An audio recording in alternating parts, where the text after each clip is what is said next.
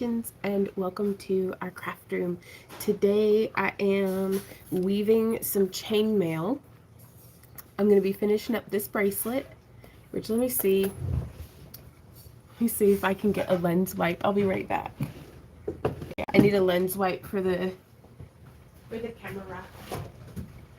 It's so streaky, it won't focus on anything. Yeah. Hey, Z-Doggy. Alrighty, so we're running a little late today, but that's just what happens sometimes, but that's okay. We're here now. Give me just a sec. I gotta... Well, happy Friday, Saki girl. How's it going? There we go. That's much better. I'll go ahead and clean my lenses, too. I can't read comments, though, right now without my glasses on. Oh, it has been a doozy of a week, y'all. Since the last time we streamed here on YouTube, our water heater broke, but we got it repaired. Everything's fine. Thank goodness it was on manufacturer's warranty. And we had to redig our sump pump hole, and we hand mixed and laid a bit of concrete, like a cement sidewalk. And so I've been a little rickety wrecked, but everything's okay. But it's been a doozy of a week. And so if I seem tired, it's because I am. Hey Leah. Hey Amermer. How old is this coffee? That coffee has expired. All right. Thank you, honey. I didn't finish my coffee from this morning. Alright, so a couple of things. First, I want to tell y'all about our shop update. We have new items in our shop, and this is how we keep our inventory. It is super bougie. Hey, if it works, it works. But, yeah, making fresh coffee now. Noise. So, these are the new items that we have up for sale on our website, backtoearthcreations.com. And they're not as blurry in person, I promise. But we have that really nice color shift hand-painted dragon eye in purple for a scale mail. It can be worn short like a choker. It can be worn long like a necklace. Here's one in earthy tones with a nice green and silver. And then some green, silver, and bronze scale mail along the neckline. They also make fantastic hat bands or circlets if you're inclined to wearing things on your head. If you find yourself in a shopping mood, be sure to use coupon code HAPPYCRAFTER to get 10% off. All the links and everything are down in the video description. I really like this one, that nice cold blue, like a silver metal and cobalt blues. I love that color combo. And then this is the last one of the dragon eyes that we have added. It's one of our hand-painted fluorescent fire eyes with some silver, champagne, and red scales along the neckline. And so then we have, well, hey Peace Wolf, happy Friday. Hey Nate. And here we have some hand-sculpted dragon eye pendants that we had made last month in our Kick live streams. These are up for sale on the website as well. And I had so much fun making them. This is the one that was our last giveaway of March. This is the prize for that one. It was a custom sculpted and painted, like the giveaway winner got to pick what colors they wanted and everything. So that was a lot of fun. And oh, thank you, Amer. This is so pretty. They're all up for sale. So if anybody wanted to see any up close, just holler at me in chat and I'll dig them out for you to see. But here's one of the green ones that we had done. And we do have a tutorial coming out soon on how to make your own polymer clay, like reptile or dragon or dinosaur.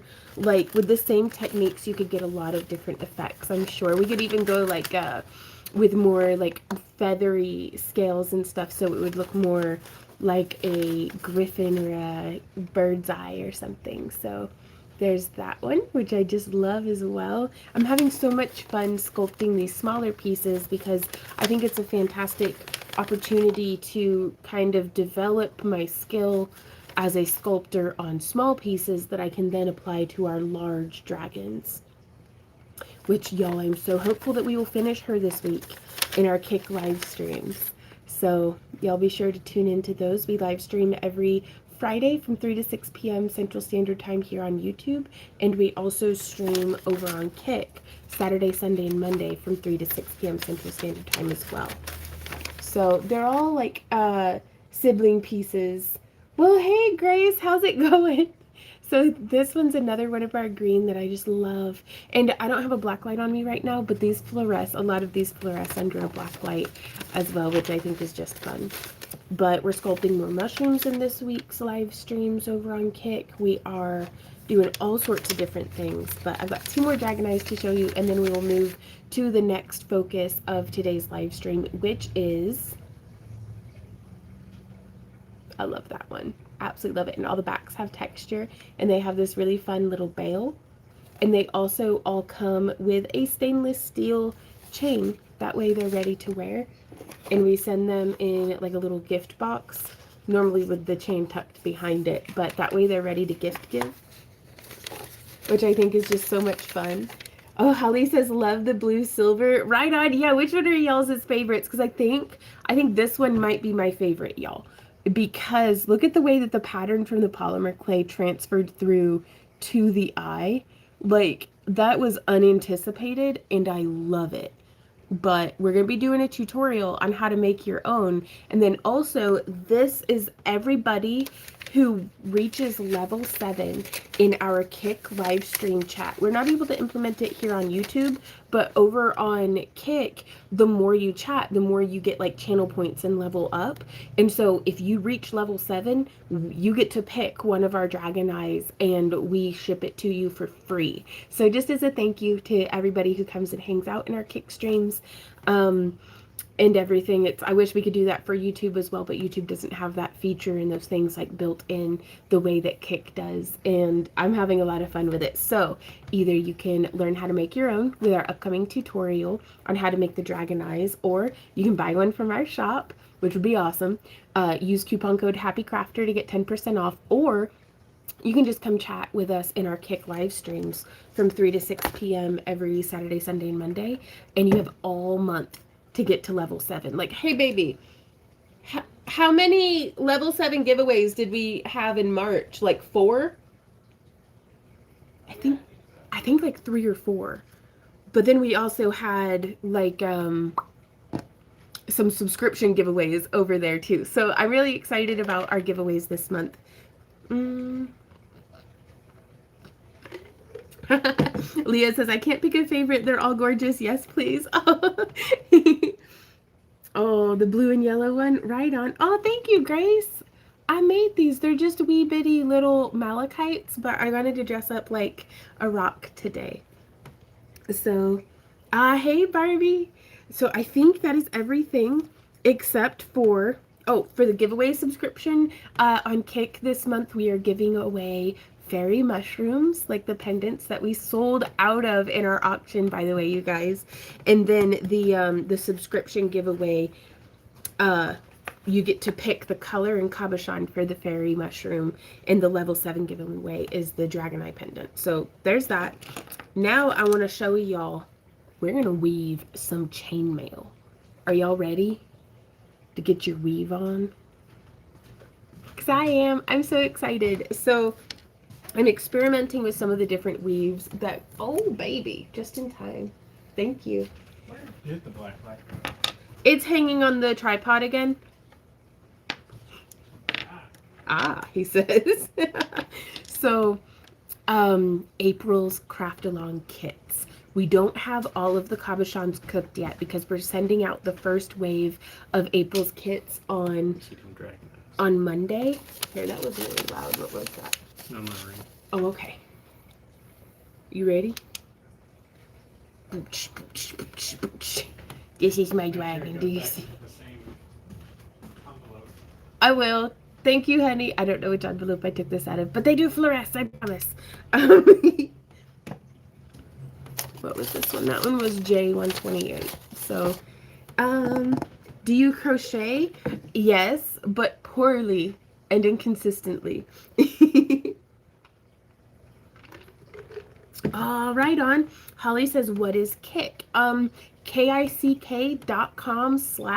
to Earth Creations. It's a streaming platform like Twitch, and like how we're streaming here on YouTube, but we actually get paid just for streaming over there. So whereas here on YouTube, like we're just lucky that y'all saw us to click on it all. So it's where we live stream predominantly now. We still do tutorials here on YouTube every Sunday, and we have these live streams in the vertical on YouTube every Friday.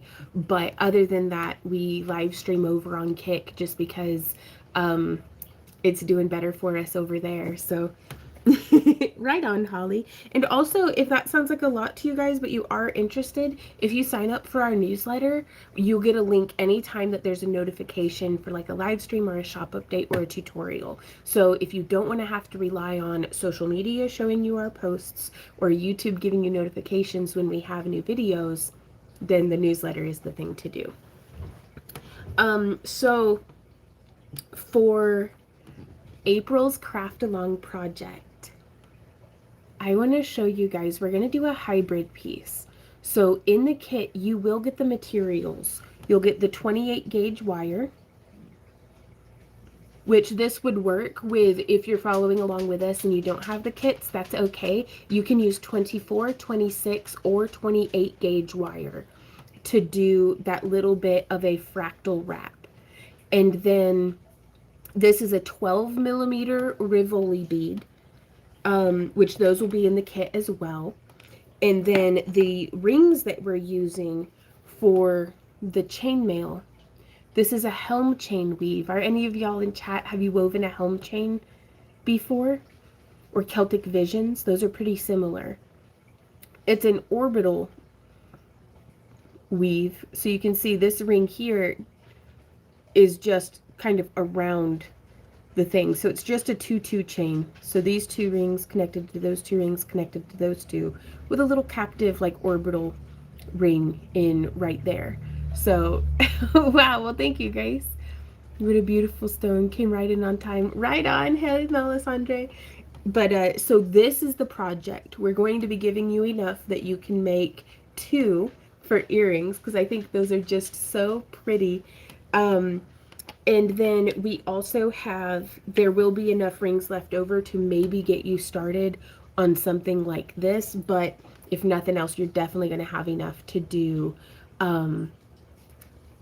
the 2 pendants, and then probably a basic helm chain.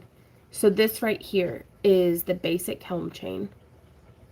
And then this, we are adding some Byzantine off of the edges, and I'm going to show you how to do that. Now this is just the live stream today to give y'all some like a teaser of what you can expect to see in our April craft along kit, but we haven't even shipped out the first kits yet. We'll be doing that this coming Monday. And so you've got plenty of time that if you're interested in getting a kit, any of the kits that you order in the month of April will have this project in there, the materials for it, as well as, we don't have all the cabochon types cooked yet, but we do have these drops of Jupiter, is what we're calling them because I'm dramatic and I just liked it. But these are some swirly glass. This is how they look on the back. That nice kind of like honey topaz. And then we also have these style of cabochons that are that reaction line. These are our homemade fused glass. So yeah, so this is just a sampling of the different things that you'll be able to expect in the kit this month. And so let me get this tripod set up because we're gonna weave some scale mail, y'all. Are you ready? Let's go.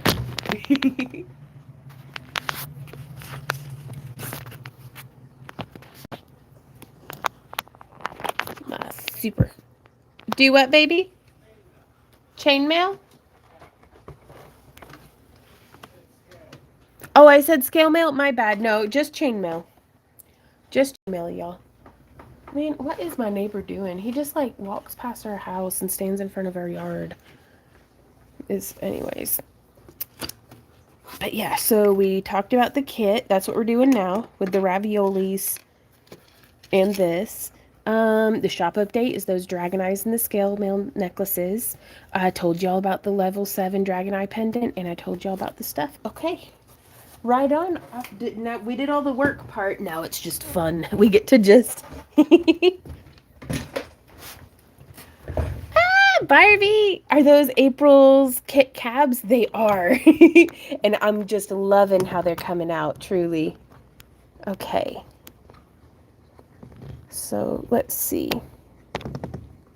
The difference between chainmail and scale mail, I can actually show you.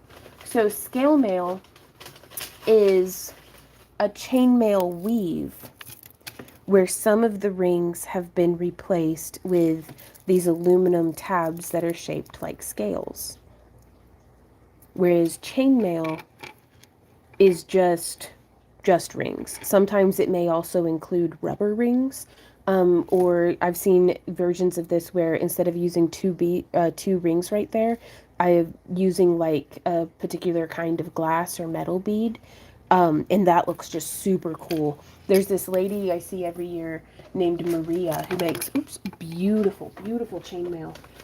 She makes helm chain and like Celtic Visions jewelry using beads like that, and it's just it's top notch, y'all. It is so good. Like, I see her work and I go, oh man, I wish I made chainmail like that.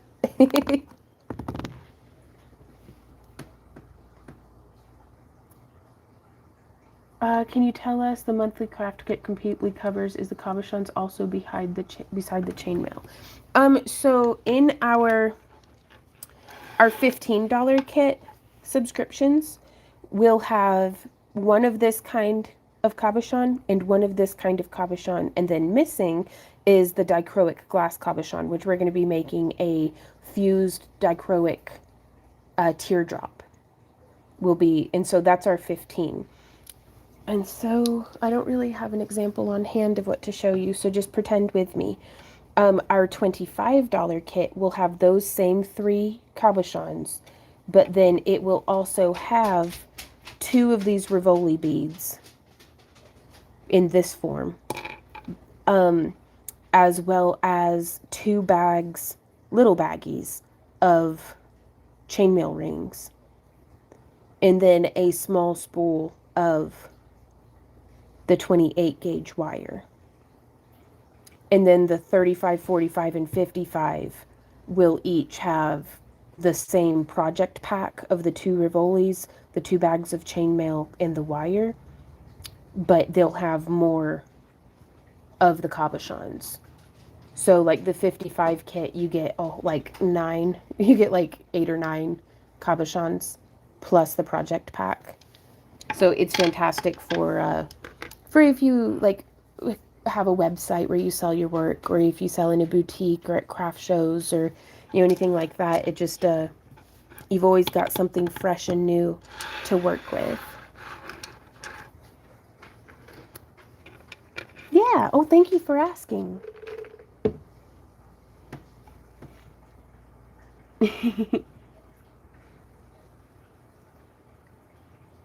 But no, we'll try that out. We'll just order the monthly kit, or is there a tier pricing for craft along?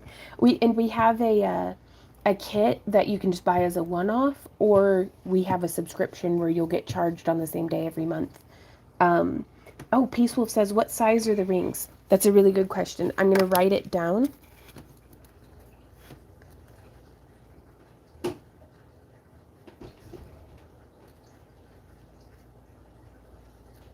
So the large rings are 16 gauge 5/16, and the small rings are 18 gauge 3/16. I don't know what that is in millimeters, but you can look it up. Stop saying Rivoli. It reminds me of ravioli and makes me hungry. Am I pronouncing it wrong? Because I always want to call them ravioli beads. Even though that doesn't make any sense. Rivoli, these things, these faceted, it's a 12 millimeter faceted foil-backed crystal with no holes in it. So you could probably do this with a similarly sized cabochon, but I'm going to be honest, that pokey bit, the conical shape of the back, is really handy for nestling into right here. And so also, just to clarify a little farther, you guys, this, while this is touching on the craft along project and it's a demonstration, there is going to be a complete tutorial that comes out that is focused and, you know, shows and stuff. So if I wander out of frame, or if I you know, whatever comes, there's going to be a tutorial, so everything's going to be okay. Ah, oh my god, thank you so much. Holly says, okay, kit ordered. Woo!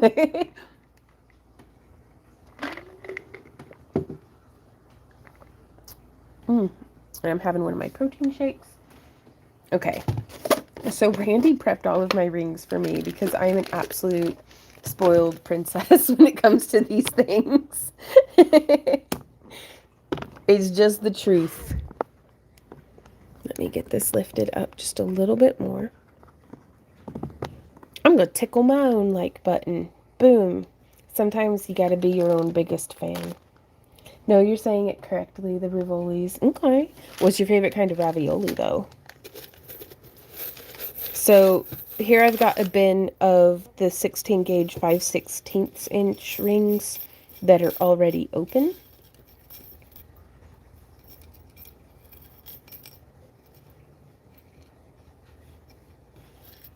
And for our pendant, we're going to need like 15. 1, 2, 3, 4, 5. So we need 15 of this size, but 4 of them can be closed, just to start with.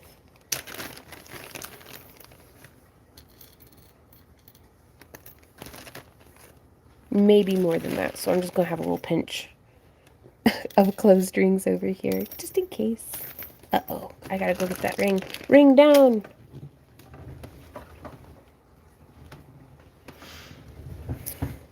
Leah James says, so the rings would be 5 and 8 millimeter. Maybe. I trust you.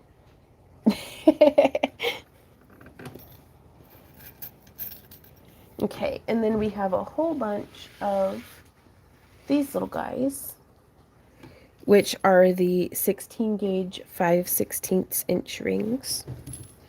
And also there are fantastic written tutorials for these designs at mailartisans.org.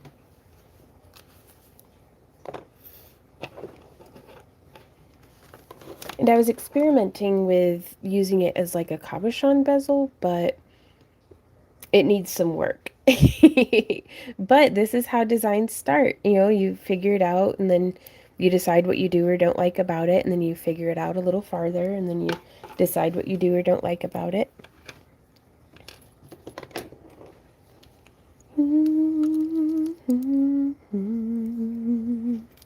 Okay, so I'm going to take an open ring.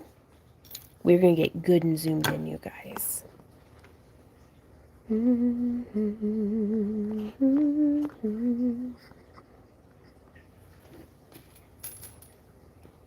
Okay, so we have an open ring that we are going to put our 2 large rings on. No, we're going to put all 4 of our large rings. And then we're going to close the ring. We want a nice budded closure there. Mushroom raviolis would probably have to be my favorite with ricotta cheese. Oh my goodness gracious, that sounds so good. And then we're going to put a second small ring through those same 4. And then we're going to close it. How's the audio today, you guys? I've got the air conditioner going and the pocket doors open. And I want to make sure it's not too loud. Right on. Okay, so now I'm going to take another open large ring and I'm going to hook around these small rings in the middle. Do you see how that's happening? And then we're going to close it. Now there are many ways to weave a mail, to weave, chainmail. This is just one of them. But so you can see, that's called being an orbital or a captive ring, I believe. Please correct me if I'm wrong, you guys. Thank you, Randy. And so how it's not woven through any of the rings, the way that these large rings are woven through that small one, that they're going through it, but in a way that's like weird. So we're just going to open it like it's a book on both sides, and how it stacks like that. Orbital, okay. And so now from here, I'm going to take and close our small ring. Oops. Like I'm just hooking through those two. Hey, Randy, could you bring me my banana, please? Yeah. Thank you. And then I'm going to take this ring and I'm putting it in between those two layers and around the back side of those two rings.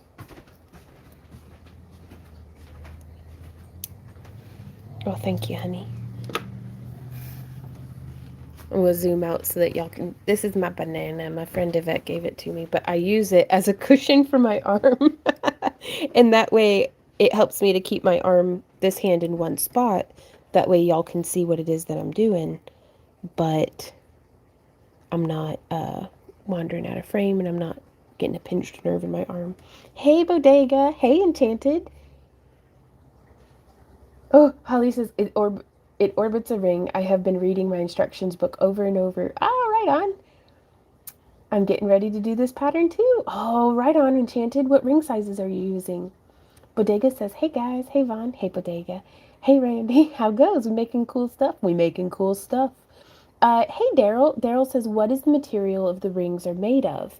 Oh no, I've been in top chat this whole time. Okay. I'm putting it into all messages. I'm using bright aluminum here, but this weave would work basically regardless of material. That's the really nice thing about chainmail, is the technique remains the same whether you're using anodized aluminum or, sterling silver that you're soldering the joins and stuff. So Holly says, usually aluminum because it's lighter. Yeah, I love really getting familiar with a weave.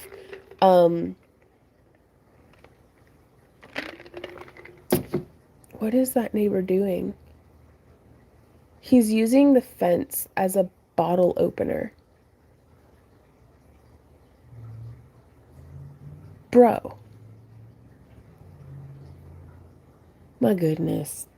Anyways, I like to really familiarize myself with a weave in aluminum before I tackle it in like stainless steel, because that's my favorite.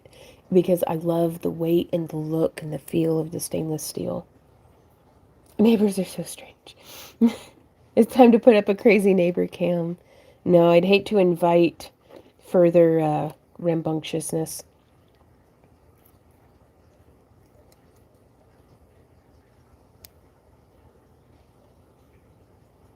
Well, that explains why there's bottle caps in the front yard.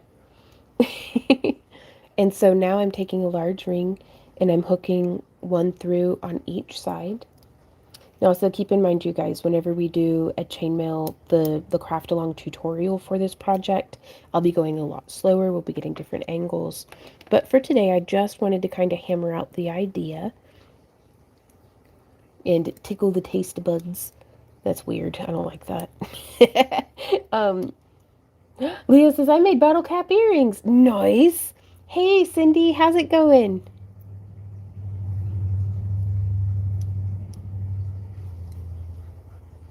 Then close in that ring.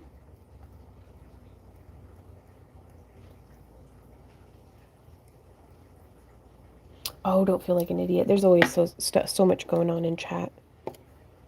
Okay, I'm going to zoom out just a smidge. And then we're going to take our large ring and we're going to hook it through those 2 layers, but around the back side. Do you see how it's not actually going through?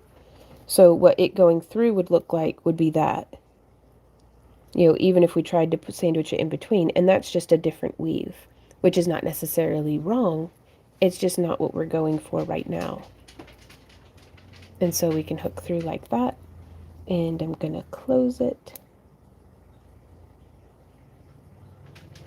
So I also want to show you an alternate way of doing this that I think is my least favorite, but it might be your favorite, so that's okay.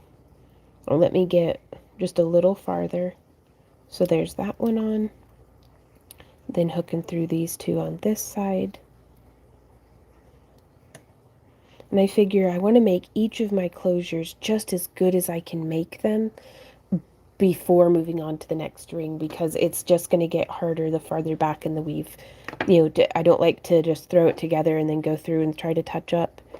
But I'm also not perfect, and my eyesight is not what it used to be. That's why you'll often see me petting my rings.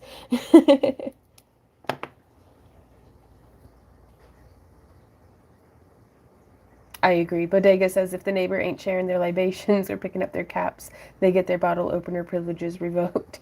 I might just be sassy about it and put an actual bottle opener out there. Just to be like, I know what you're doing, but... Bye, Leah. Thanks so much for hanging out. Ooh, Daryl says, how do you avoid scarring or marring the soft aluminum versus the harder metals, such as stainless? A whole lot of it is just, well, first off, making sure that I'm using pliers that don't have toothed jaws. There's also a product that I used at first as like training wheels called Tool Magic that you can, it's like a plastidip sort of just a rubberized coating that you dip your pliers in, let it cure, and then it wears off over time, but it gives you a little bit of like a gumminess to the jaws that is fantastic for if you're working with anodized aluminum or enameled copper and don't want your pliers to slip. But practice in all things makes progress. And the best thing to do is to just keep practicing whenever your pliers do slip or pinch. It's a good idea to check and be like, was I holding it like this, where they're very likely to slip off? Or did I have a good solid grip on my ring? Because I have a lot less control over the ring that I'm opening or closing whenever I'm just holding it by the narrow points. Whereas if I take it and I'm holding where my pliers are contacting multiple points on the ring, I feel like I've got a much better sense of control. And what's more important to me, other than that feeling of, you know, that I've got my bearings on the ring, is that I'm not at risk of slipping off, which is when my metal gets pinched or chipped or, you know, what have you.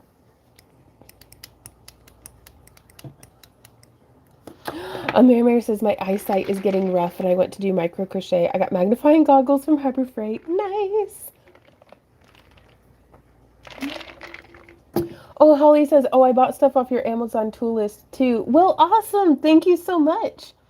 Ooh, Obsidian says there are also Teflon pliers. Wow, no, I've never used these. Are they good? Would you recommend them? And so, another way of weaving the helm chain that is a way of doing it, like I said, it's not my favorite, but you can take this orbital ring.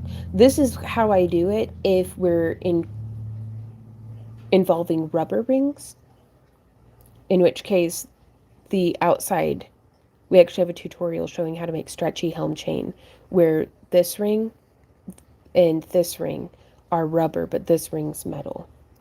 It could have been rubber too, but it is unnecessary. And so now I get to close that little ring, but visually this ring is just in my way. And so that's why it's not my favorite way. Ooh, Cindy says, Miss Vaughn, will you send an invoice for the auction items? Yes, Cindy, I will do that for you. Be sure to check your spam folder. I've been having problems with folks who send us an email through our contact form on our website. If I reply to it, I usually end up in the spam filter. But I'll send you another one. If you could send me an email just to backtoearthcreations@yahoo.com, that way I know what email address to contact you through, then I'll reply. But there's also, we have it listed up on the website, all of the auction orders that still are waiting to be claimed. Are up if you go to the auction gallery and scroll all the way down. So that's that auction gallery button there on the home page of our website. But if you can't find it, or if you'd rather, just send us an email and we'll get you taken care of. And a little birdhouse trash bin. Oh, that's cute.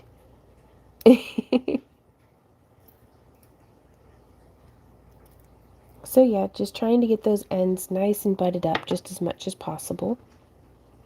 1, 2, 3, 4, 5. And so now we're going to join the ends. And this is how we make this design here. Oh, Randy's got you taken care of, Cindy. He just sent you a link.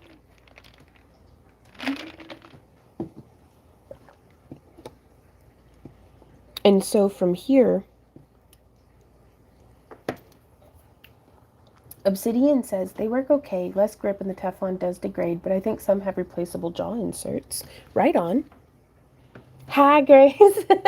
Grace says, hi, it's me again. So the way that I'm going to do this, I should have, whenever I got to 1, 2, 3, 4 repetitions, I should have checked my ends and joined them. So I'm going to have to open these 2 rings again, but, you know, it's not the end of the world. So there's 1 little ring, and then 2 little ring, and then we'll take one of our large rings and hook through, not like that, but around the back side of them. And then we can close that there. And also, just to let anybody know who's just wandered in, this is our April craft along project. So there will be a full tutorial coming out. Be sure to keep an eye out every Sunday for our new tutorial. So I've opened that and I'm going to bring it through, just like so. Holly says, will there be an email or notification info when the April kit tutorial is up? It is here and not TikTok, I hope, because I don't TikTok. There will be a notification email, and it will be here to YouTube. We also have our craft along videos embedded on the craft along kit page on our website, as well as the tutorials page on our website if you would like to watch them for free without ads. Because YouTube is butt. And we're working on actually getting our entire YouTube library duplicated over on our website. We're going to be taking down some of our much, much older videos that are not good. Like, I'm out of frame the whole time. The audio's not great, but they'll be archived on our website. So you'll still be able to watch them. They just won't be here on our YouTube channel because we're trying everything that we can to keep our YouTube channel alive. And that was something that the YouTube AI said that we could, like, thin down our catalog. Because we've got, like, over 1,500 videos on our YouTube channel. They're like, making playlists seems to not be particularly effective. Just because YouTube keeps making it harder and harder to find playlists is the feedback we've been getting. But we're going to keep rolling with the punches and making it work, because I'm going to teach people how to make chainmail and jewelry and stuff come hell or high water. I am compelled.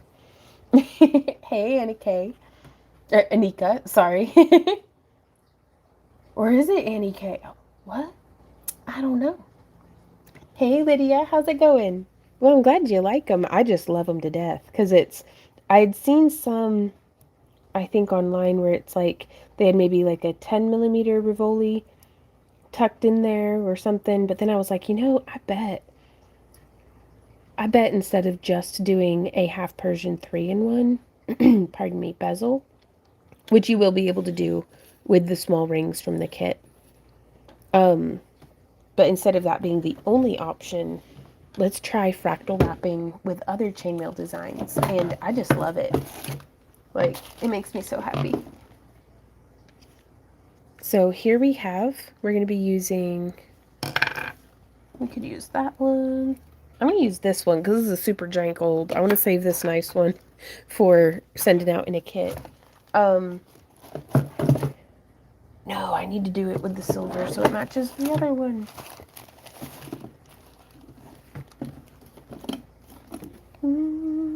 Okay, here we go. I got a little bit left on that spool.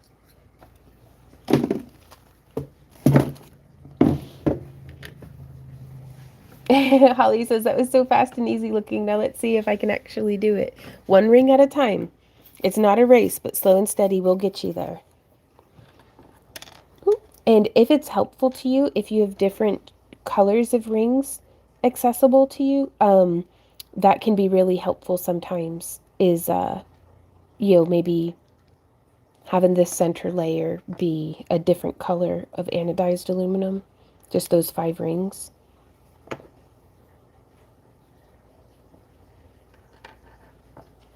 Okay, so it's only going to take a little bit of wire to do this fractal wrap. Like, I actually don't have my wire snips over here. Oop. So I just broke it off with my pliers. And then I'm going to come through right there. It's a very small hole, but it is there. And I'm going to come through with about 2 or 3 inches of tail wire. Ah, gotcha, Holly. Right on. Well, hopefully, if you have any questions, you can send us an email, and we'll try our best to be helpful to you. And so I'm just going to kind of hand sew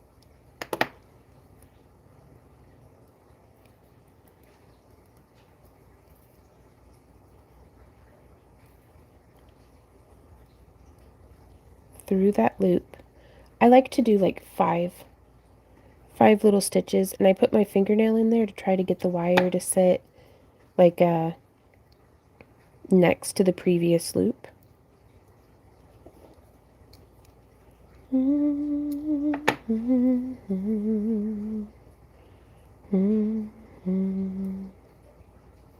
Oops, and I don't want it to go through any of the other rings or anything. So sometimes just reshaping the wire, and I always forget to do this, but if it's easier to use your pliers instead of struggling with like holding it, like if it's hurting your knuckles, just use your pliers. It's okay.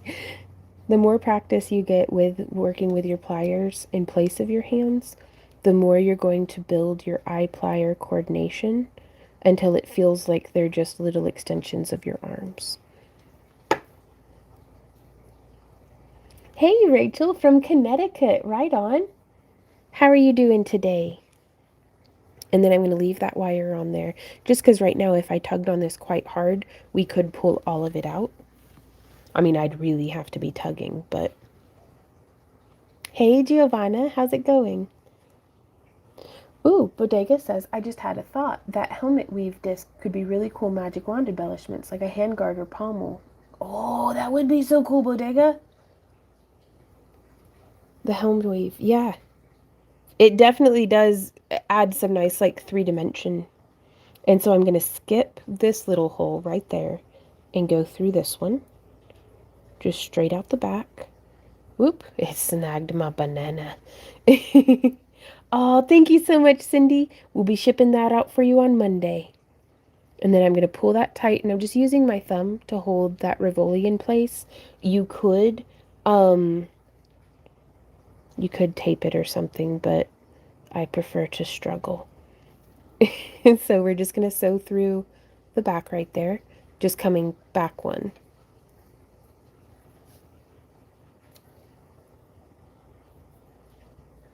Keeping that wire from kinking on us by making a loop. Ooh, Rachel says, I'm well. I started working on my garden and planting my vegetable garden. Oh, when's y'all's last frost date? Because ours is, I usually plant like my tomatoes and stuff at the end of April. Like plant out the transplants.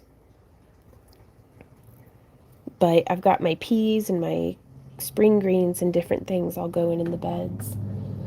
Giovanna says, here it's getting hot. My goodness. Right? Like we've got the air conditioners going already today. And it's April. Like it's wild. But it was just too warm. I was like, well, all right then. A lot of it's to keep the humidity down too. We've been fortunately getting some rain. A Mary says, I can't even plant carrots until May. My goodness, I'd go bonkers. Holly says, I live in the Florida Keys and this has been an unusually cold winter. Right on.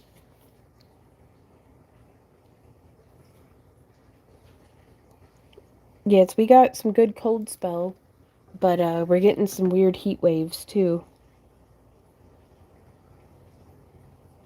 here in southwestern Missouri.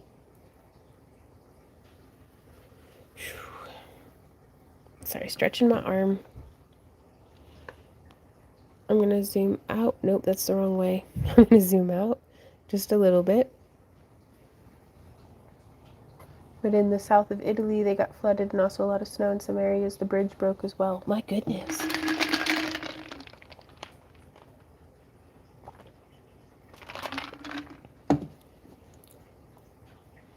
Okay, so going to pull through here.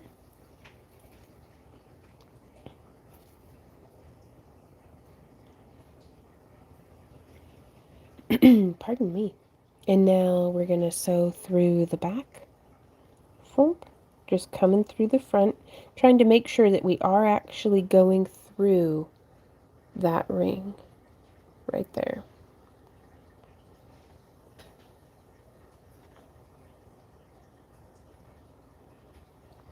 And do you see how that's traveling right through and pulling it around? And it just snugs up right like that.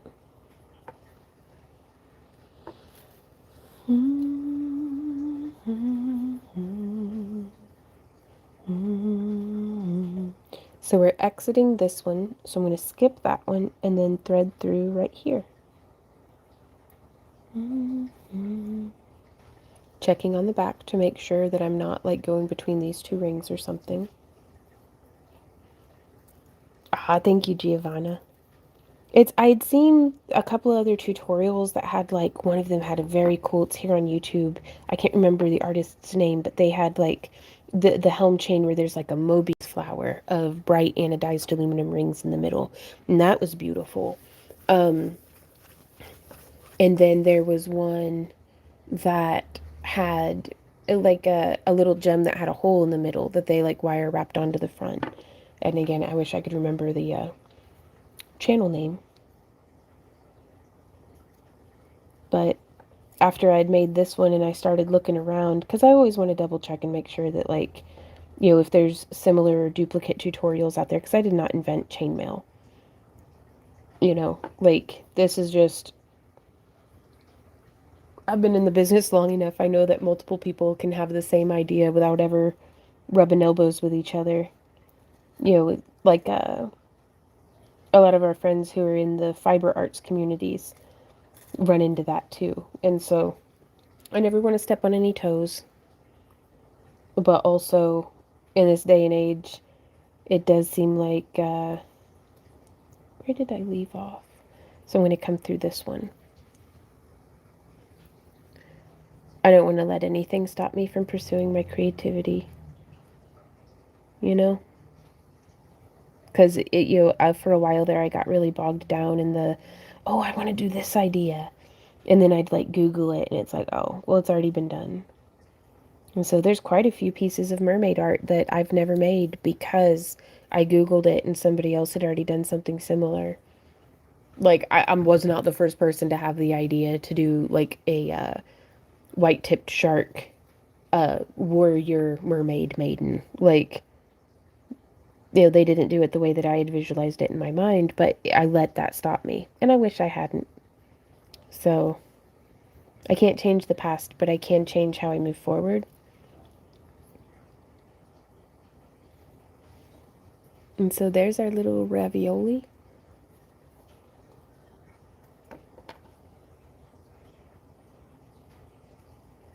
Mm-hmm.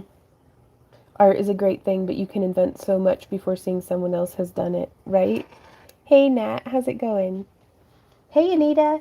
Says, hey, Vaughn, I love the helm weave around the Rivoli. I will try that. It's really pretty. Just watched the half version 3-in-1 video thinking about some cabs I had on hand. Right on. I wanted something that we could fractal wrap to, get a little bit of wire wrapping in there.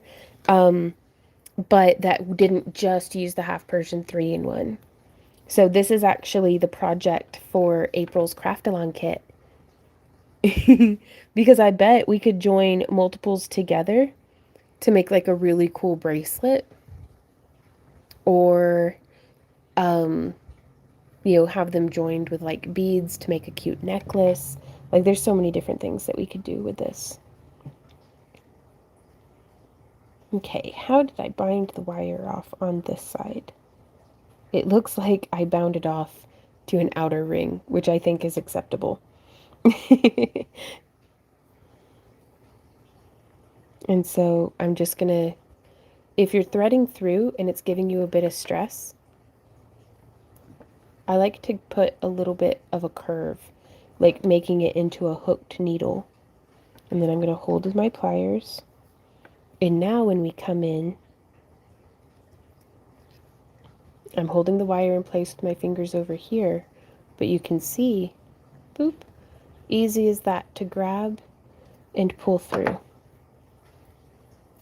Now I want to make sure I'm not tying a knot in my wire. But we're going to pull down, whoop, and then pressing with my finger to get that coil scooched over and out of the way so we can do a total of 5 coils. Hey, Lynn says, Happy Easter almost. Happy Easter right back to you. We're looking forward to having some delicious food with family. And hanging out and just enjoying, hopefully, some beautiful weather. Welcome back, Grace. Hey, Rocky Mountain Bear. There's nothing new under the sun. Just do it in your own style with your own twist without totally copying or ripping off someone else's design. Right? Like, that's the best we can do. Do you ever put a dab of glue to make sure that the gem doesn't pop out? Oh, you totally could. I don't, just because more often than not, like, I'm really bad about, I'm like messy with glue. So if I were a careful person, I could probably go in with just a touch of UV resin therein on the back, or some E6000, but I don't like the way that E6000 smells. So I don't use it. So, hey, Mary says, hello, longtime watcher from the weeds. Love your work. Your teaching transcends. Thanks for the help. Oh, well, hell yeah, Mary.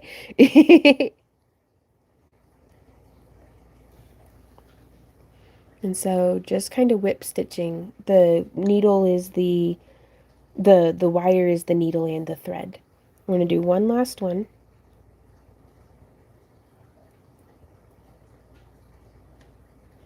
There we go. Having that little bit of a bend in it really does help. Just make our life a little easier. A drop of UV resin is a great idea. Right on. Is today going to be subscribers only, or can I watch after so can pause and play while trying to do while live is done? It's a public video, so you won't have to worry about needing to, like, you'll be able to rewatch this as many times as you want, but we will also, let me zoom out a little bit more. In your craft along kit, there is going to be, I'll be right back. Actually, we're going to take a little bit of a break from weaving chainmail to just hang out and give my hands a little bit of a break. But let me grab my wire snips.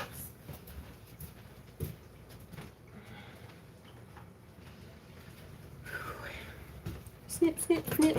So let me grab my wire snips. That way we can go ahead and get this trimmed up. But inside your craft along kit, and you can see I had way more wire, like way more wire than what I needed, but that's okay. Inside your craft along kit, there is a like newsletter that is just like I write it on my tablet and then we print it off.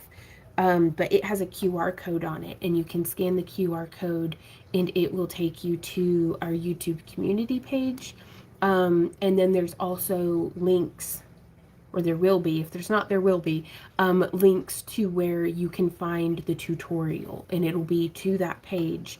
So hopefully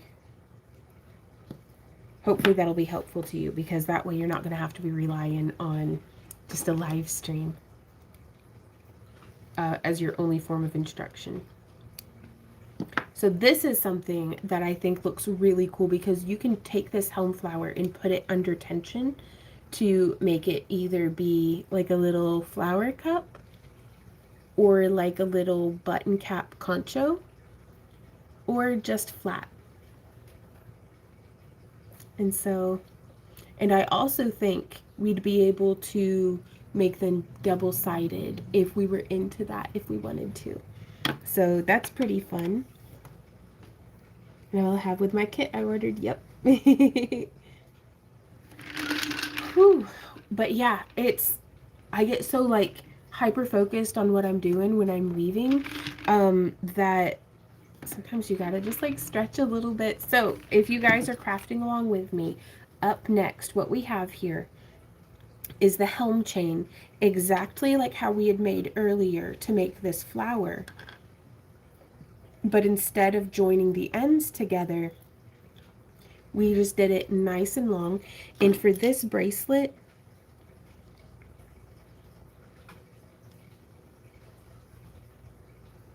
there are 16 of the little crossbar small rings. So in my mind, that's 16 segments. And one segment is that, where it's that pattern that repeats. So hopefully that's helpful. Okay, here is the doozy. This is the doozy. This is once you have the helm chain down, and if you are familiar with Byzantine, which the 2 ring sizes that we're sending out, one of them we sent out in what might have been January's craft along kit, the 5 ways of chainmail with 18 gauge 3/16. It's that ring. So you'll be able to make spiral chain, Byzantine, half Persian 3-in-1 box chain, like a 2-2 chain. There's European 4-in-1. Like, it's such a versatile ring size.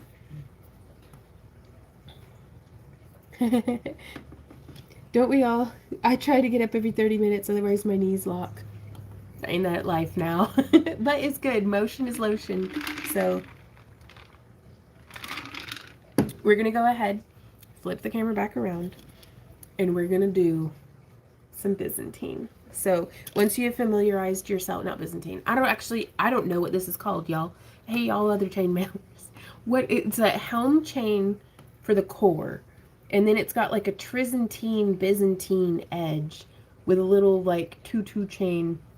I love it though. I don't know what it's called, but I love it. So we're gonna flip this around. Okay, here we go. Sorry, guys. I'm so professional. I'm back. Booch, booch, booch, booch. All right, so what we've got going on here is, what did we say, 16 segments or something down the core. And we're going to need a whole mess of open and closed in the 18 gauge 3/16. Oh, right on. Holly says I am mostly bedridden, so I have to create ways to work around sitting up being an extreme sport. That makes sense. Well, power to you, man. If there's a crafter, there's a way. Crafty folks are the best problem solvers I have ever met. And so I'm just going to spool this up, set it off to the side for using later.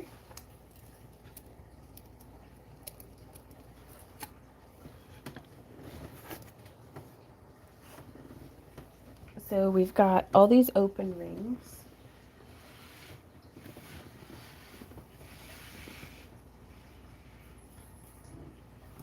And all these closed rings, compliments of my Randy.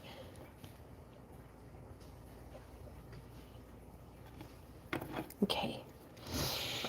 And so now, what we're going to do here, I've been fighting a sneeze for like 10 minutes, y'all. I should have never fought it, because now it haunts me. So we're going to hook through with one of our open rings. And I want to put one, oops, it jumped off. 1 and 2 of our closed. And then close that. These are standard wire gauge.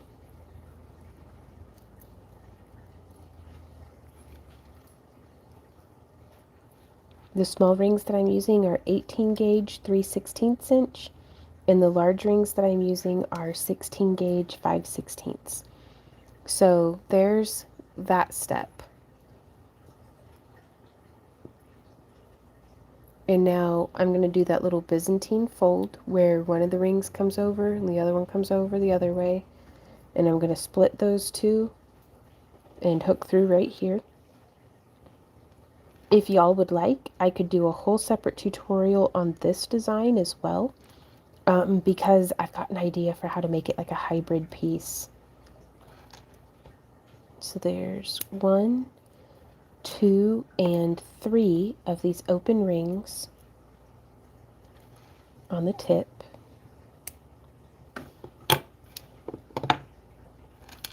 And it's all kind of just floppy right now. I'm going to do the same thing on the other side through this little segment right here. So hooking through just that one, just the orbital. And then 2 closed.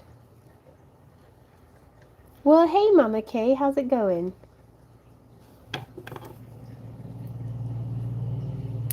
And then we're going to close that ring.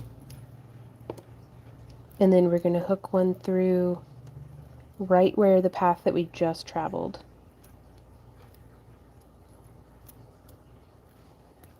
It's getting a little tight, but that's all right. That is okay. Whenever it gets really tight, it's all about the angle of insertion, just finding the direction to kind of get the ring to pass through. And so pop that down like that.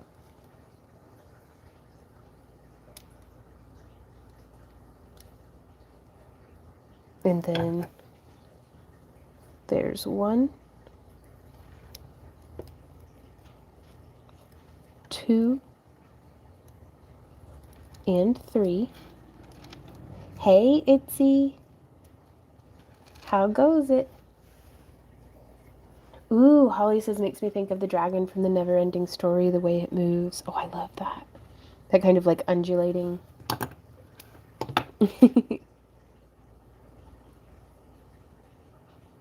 Well, to keep that from happening, we're going to add in these horizontal rings.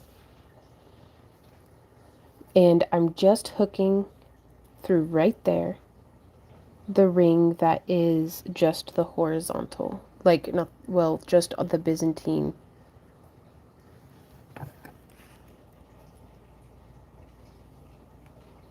If we were to do a tutorial, I would be using a couple of different ring colors so that it would be a little bit more evident, perhaps, what is going on. I keep accidentally swiping up and going to another video. Oops. Aw, that's okay if you keep coming back. In fact, that might actually be like really good for the algorithm. I don't know. So there's no telling what the algorithm wants nowadays. All right, on Holly. Okay. But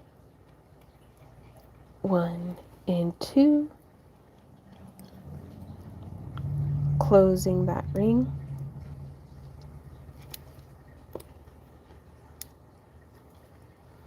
Itzy says, great, thanks. I'm making icing sunflowers while I watch. I'm making a wedding cake for a friend. Oh, with sunflowers? That's going to be beautiful. It's a little tight fitting through that ring, but you just keep trying.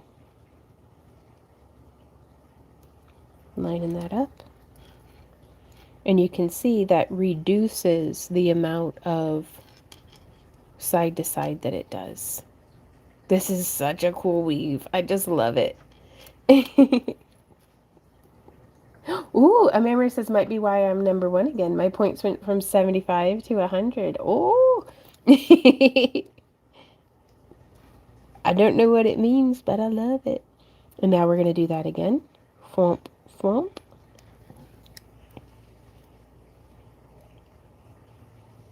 And then I'm going to close like that because I am making myself a belly dance costume because it is just fun and I have free will, so why not? Even though I'm no longer taking belly dance classes with like training under a troupe, I can still pursue training on my own. And it's just more fun to belly dance when you're all dressed up in a costume. So this right here, I think, is going to be the beginning of, I want to make like a bracelet for each wrist, an anklet for each foot. And I think this is going to be the base that I use for that because I love the dense and complex. Like, this is a really substantial weave.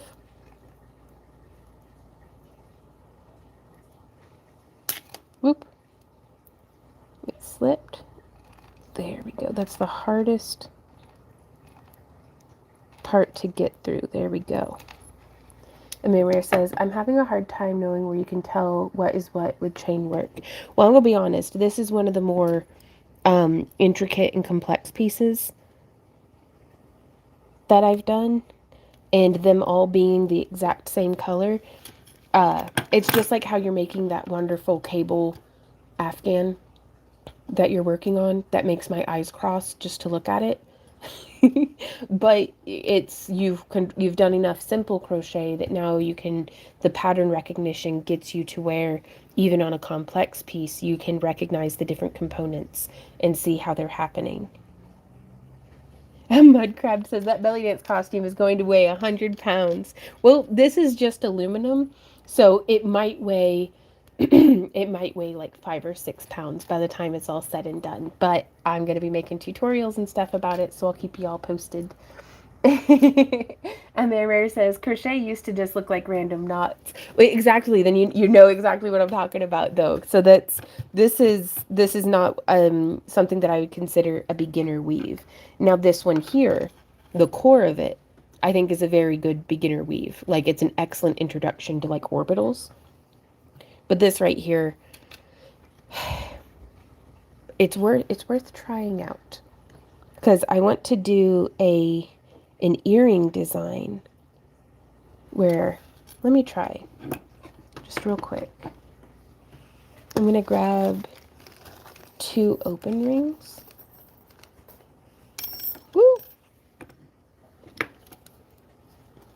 And I want to see if it's possible to go like this.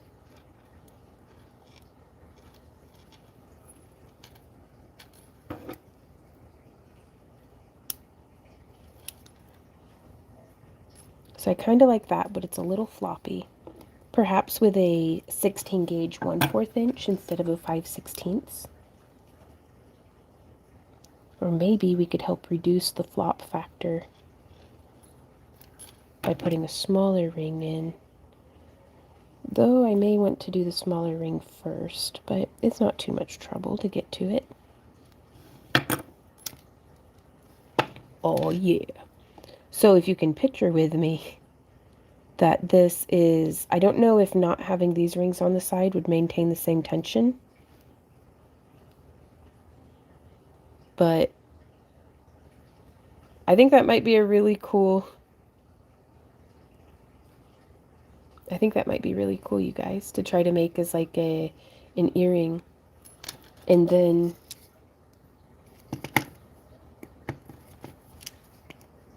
right on. Holly says, I remember when I was a kid, every girl was taught crochet, needlepoint, and knitting. They are super invaluable skills. I remember my mother made sure all four of us kids, my sisters and brother included, knew how to crochet. Or at least she tried, you know? But, oh, I never got the hang of knitting, says Holly, till I was in my 50s and tried again but got bored. Right on. Well, that's okay. Not every craft is for every crafter, and that's all right.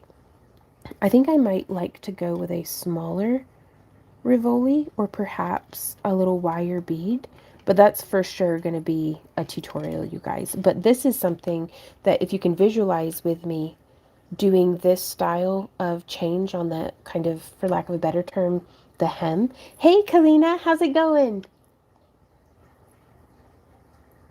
Oh, Bodega says, dude, that double ring setup between the Byzantine link looks awesome. Thank you.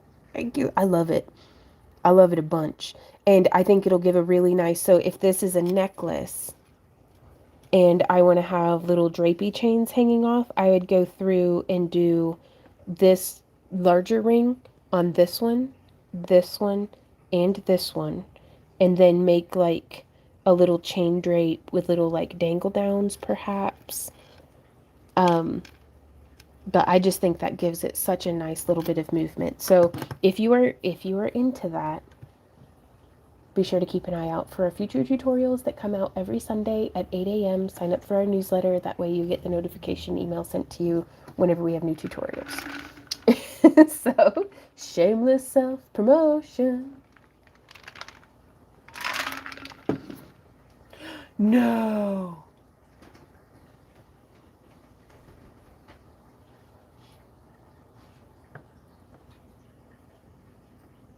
No, she lost another roll. What?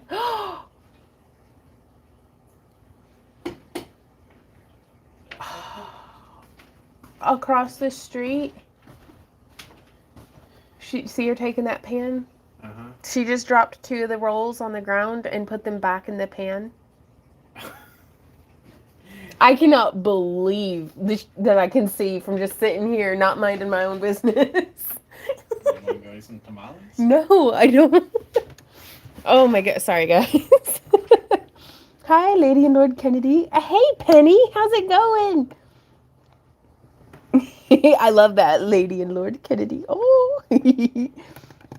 Giovanna says crochet, yes, but knitting, nope. Alcalina says busy. Salty Winch, hey, Salty Winch says 5-second rule. Yeah, but it's like, I play that way in my own kitchen, but when I'm serving food for other people, if it hits the floor, I just eat it. Like, I'm not going to put it back on the plate. Like, I'll dig through the trash, but I'm going to judge people too. Wait, was it in 5 seconds? Yeah, but still. So, I don't know. Do we start doing this here? Now, I'm going to leave this one just as a bracelet.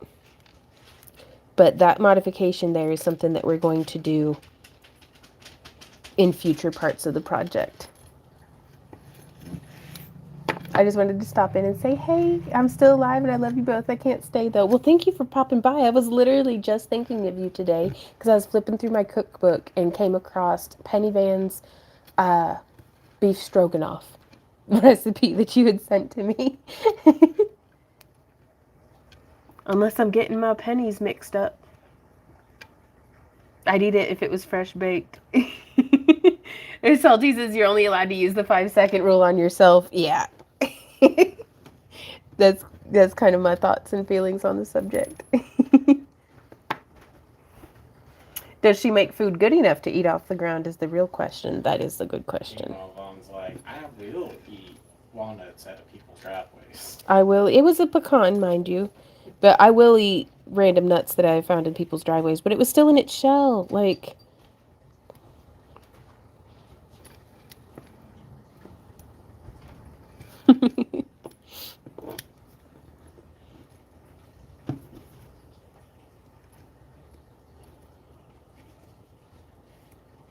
And so the more practice that you get, you guys, the easier it's going to be, the more intuitive. Getting the rings to fit through, like, just with practice will come progress. But yeah, I love the way that it pulled that texture in.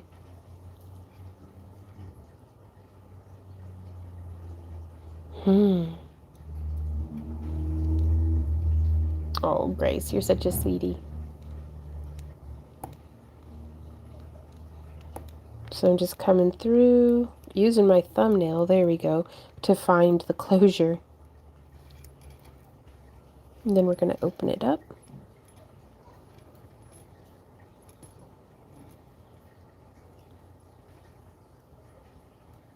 But yeah, I think it'll be pretty fun to do some chainmail earring designs, and we're going to be doing all sorts of different chainmail stuff in the live streams this month on Friday, because that's what our craft-along kit is centered around.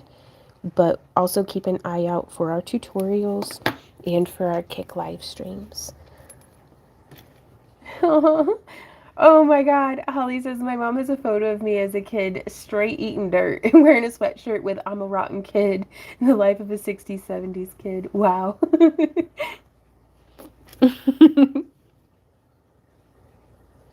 This is a thick bracelet. I like it. Chicka-cha. Okay, let's see.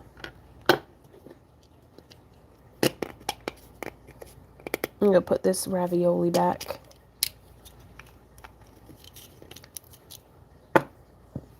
Chunky. But yeah, you can see, I mean, there's a lot to do here. It's not going to weave itself.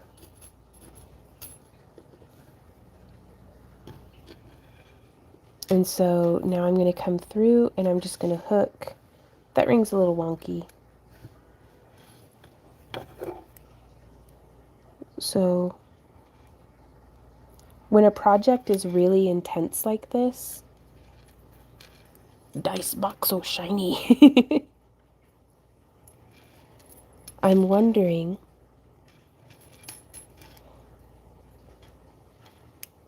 which would be better. Because I kind of feel like there's that one, and now I can just move to the next one and hook through. Dissing the wonky link. I subscribed, that's why I keep coming back. Oh, well, I appreciate you, Gracie. What you working on today? I'm going to zoom in just a smidge. And just hooking through like so. And then closing. So I'm just going to get each little lobe up to this stage. And then move on to the next wave. Probably washed that dirt down with water from the garden hose. I still drink out of the garden hose.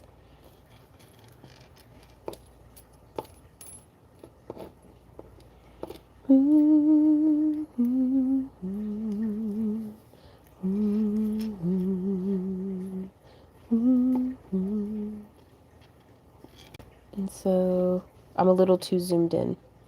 I don't mean to be wandering out of frame. I'm going to zoom out just a smidge. 1, 2, 3. And so I'm just going to move down a segment, hook through, making mud cakes.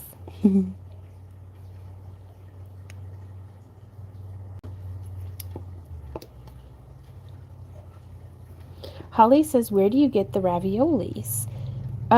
I got mine in a mixed pack on Amazon.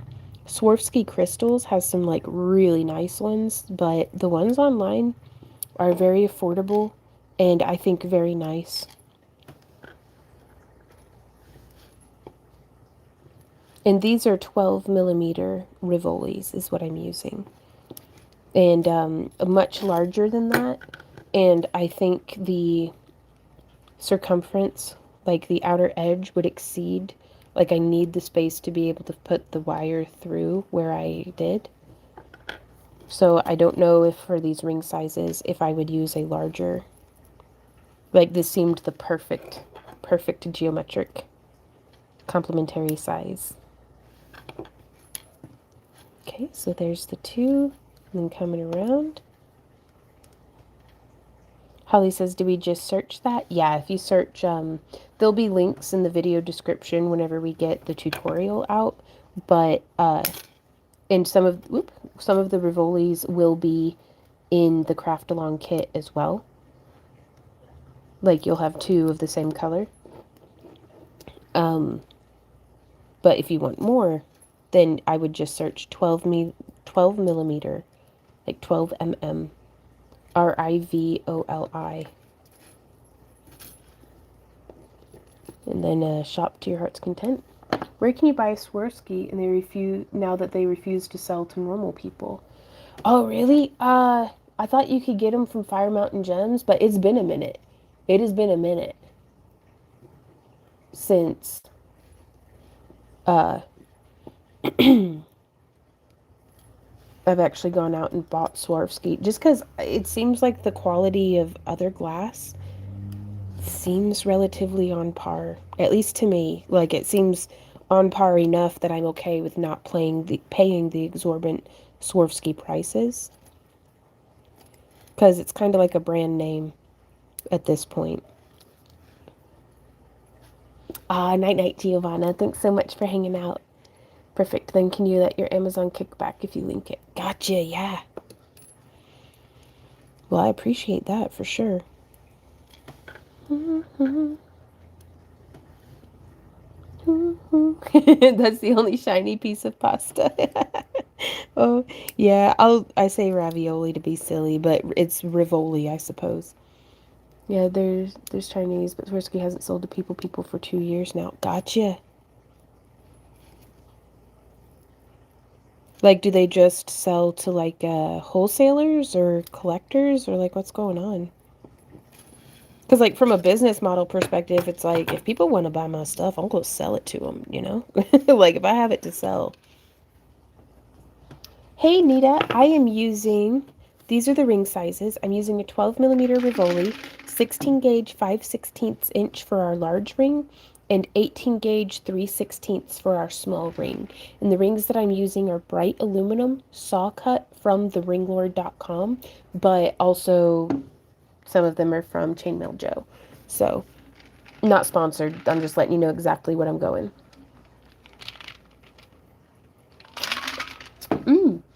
Mama K says, sorry, I missed what this month's kit is about. Can I please get filled in a second time? For sure. This month's kit, the project is this helm chain fractal wrapped. You can either do them as earrings or pendants, or you can connect them together to make like a bangle bracelet or something if you wanted. And then the cabochons, these are just some of them. We haven't made the dichroic glass yet, so I was kind of getting in front of ourselves a little bit by doing this, but I wanted to have some really nice examples for when we do the tutorial, and I figured if I'm going to be weaving that, I may as well hopefully tantalize y'all with some shiny chainmail. Yeah, no worries, Nita. So there's all of those on that side.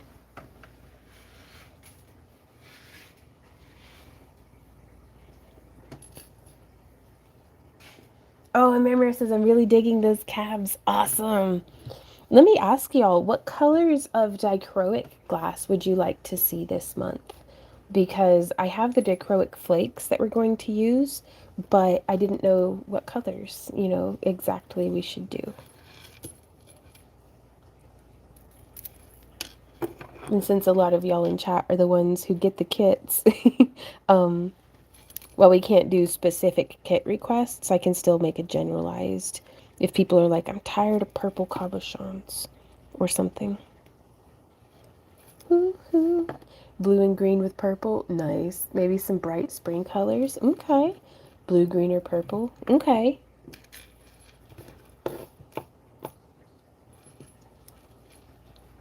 And so now I'm just coming through on the other side doing the same thing. one open with 2 closed put on it and then closed. And then I'm going to take another open ring. Ooh, purple, red, and black. That'd be cool. I don't know if I have red glass, but we'll have to look. No one's tired of purple. That seems to be the case, Mary. Yes. Oh, like a peacock. Oh, I love these ideas. Even if they don't get done this month, these are fantastic for future months' kits. Oh my gosh, Grace, well, you're so kind. But I'm going to be honest, I work harder than I am talented, but it comes off the same. Like, but I work really hard. Like I do. I didn't just like wake up one day and be like, oh, I can do these crafts. Like, no, it's been a struggle, but a worthwhile pursuit.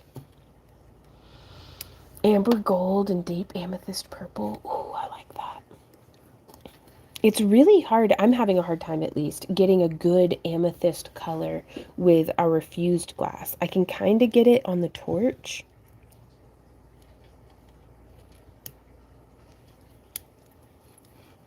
Back for the millionth time. And now I'm back from outer space. Do do do do do do do do do do do. But yeah, one of the things that I do like about this weave as we work through it is we can just come through and do the same step. And that way I'm not having to think too hard. I can kind of just go into autopilot and be like, okay, we're just doing where we're joining the rings on. The Chinese produced Rivolis got so good that no one could tell anymore whose was whose. And they were selling everything as Swarovski, so they stopped it by refusing to sell to anyone except for registered designers. Ah, okay. That makes sense.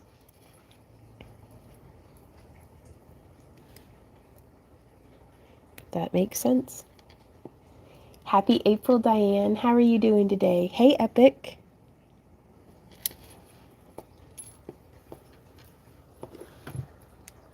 I gotta remember to use my banana.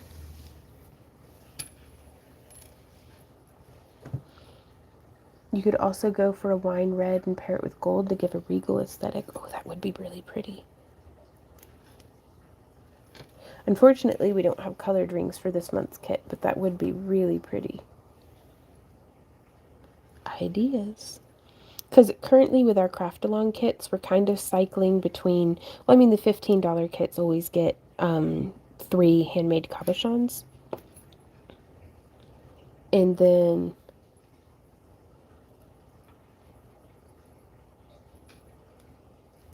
here, let me get this font. There we go. The kits each month for like the 25 and up. Like last month we did wire wrapping. This month we're doing chainmail. Next month we'll likely do polymer clay. And then we kind of like just cycle through. Ooh, school is out today. It's been a lazy day. Beating some frilly bridal socks. Ooh. It's good to be busy.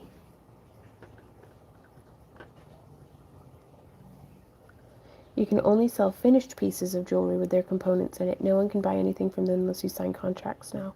That's wild.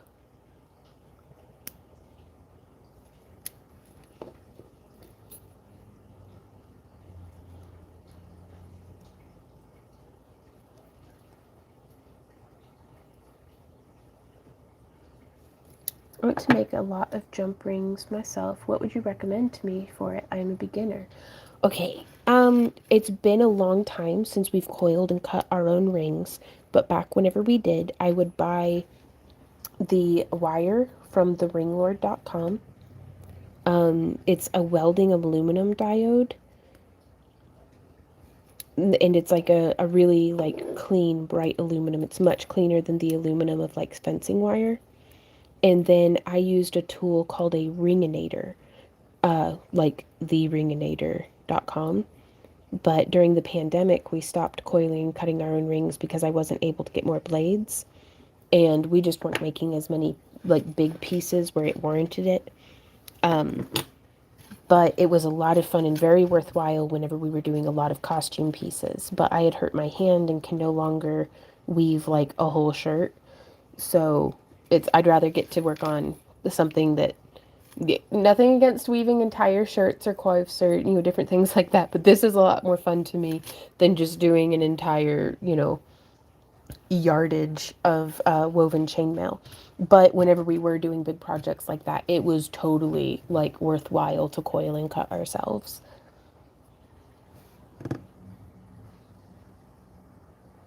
Now, if you could also saw cut using like a jeweler's saw. So it depends on like what capacity that you're doing, because there's also a coil cutter, Koilcutter, I think. And that is great with using like a handheld Dremel and arbor. And you can do smaller batches that way. So that would be the middle ground.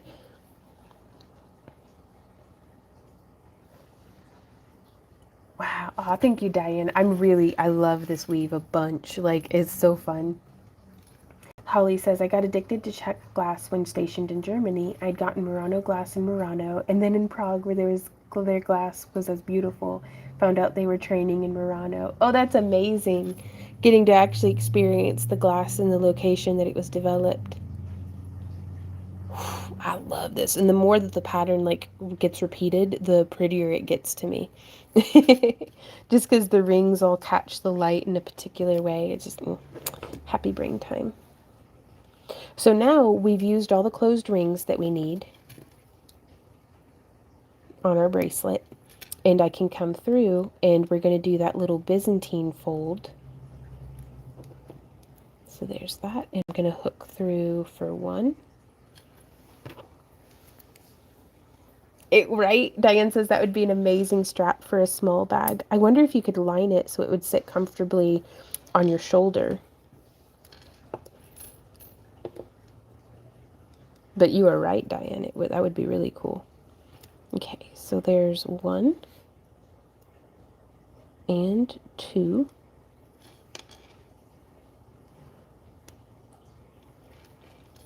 Because something else that I'm thinking is, if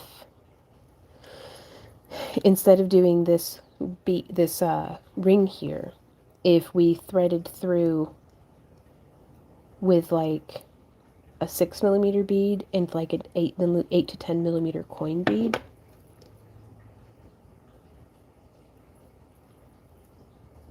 I don't know, that might be pretty neat.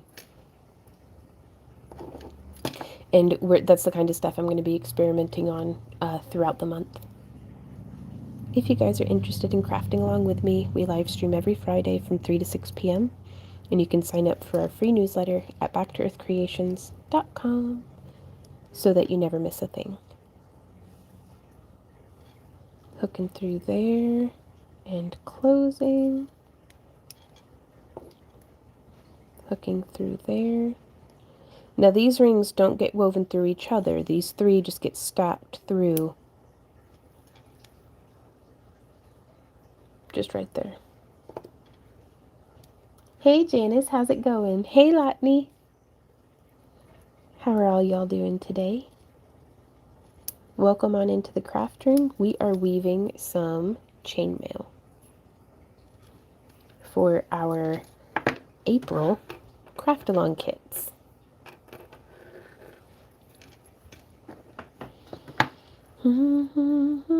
Oh, it would be a nice belt. And this is kind of what I'm thinking, Melisandre, that for a belly dance costume, because this makes such a fantastic like strap or base of a belt.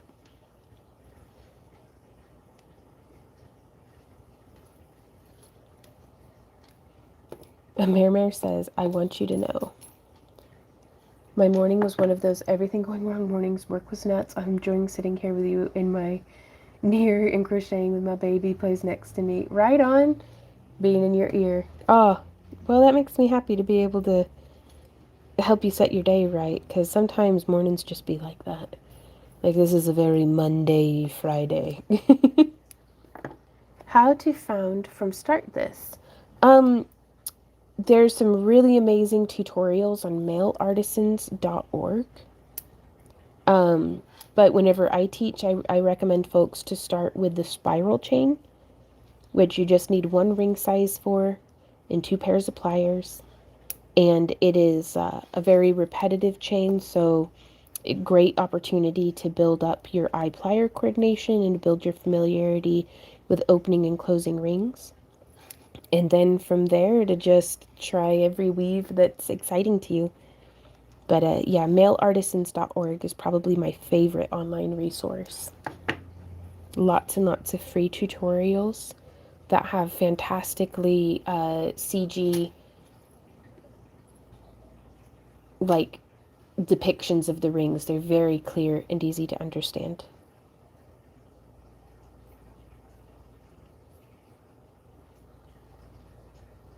All right, and well, thank you. It's a lot of fun. I highly recommend that everybody try making chainmail because at the very basic concept of it, if you're making anything that uses jump rings, chainmail is a handy skill, just being able to open and close a ring while maintaining its integrity. So even if you never want to weave stuff like this, just doing, heck, on this necklace that I'm wearing, that ring right there, I open and close with the same technique as opening and closing a ring there. Same thing with that ring. And I find that chainmail jump rings are much more durable and robust than the typical jump rings that come in like DIY jewelry kits. Ooh, Holly, thank you for bringing that up. That's a really good point. Holly says that kit you suggested from Chainmail Joe on Amazon has all the rings and a book of the basic patterns. That's a really great starting point. Saki girls, I have to say I'm so thankful for chilling with you, Vaughn. Well, I have to say to y'all, thank you for being here, because truly I like it too. That's why I keep coming back and doing this, like, for the 100 millionth time. Welcome back, Gracie.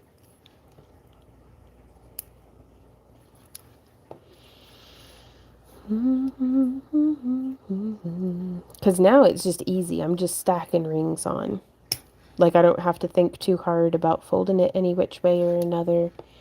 But a lot of chainmail is an endurance, a feat of endurance. Because it's much easier to make something like this than it is to make something like this. If only because this is only, 25 rings. Whereas this is like, I don't know, a bunch. Like at least a bunch.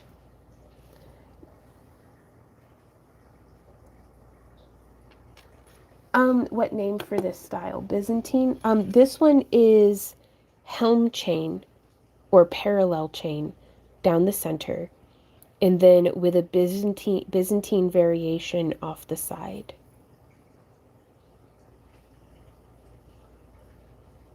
And this, you can find the pattern for this weave on mailartisans.org under the helm chain listing. Because in that tutorial it teaches helm chain as well as multiple variations. Thank you, Holly.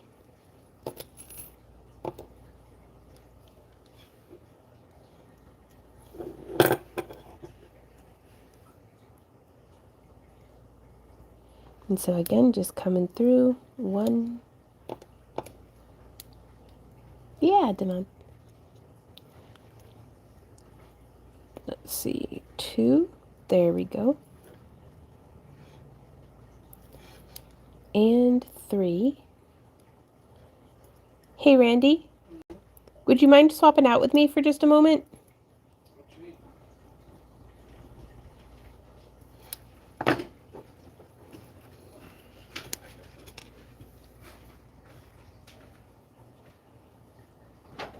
Salty Wench says, I combined 2 hobbies for chainmail. I embroidered myself a grid so I can open the right amount of rings without counting over and over. Nice! Embroidery plus chainmail. I need to be right back. If you want to sit and keep folks company. Sure. I'll see what you know. You got this? Now y'all are going to get to see my Randy Squatch, my beautiful husband. The pliers, at least. Or the pliers, at least.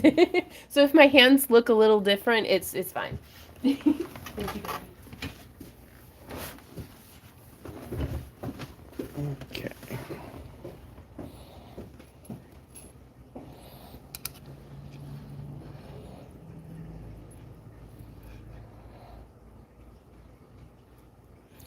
Well, this is a very tight weave.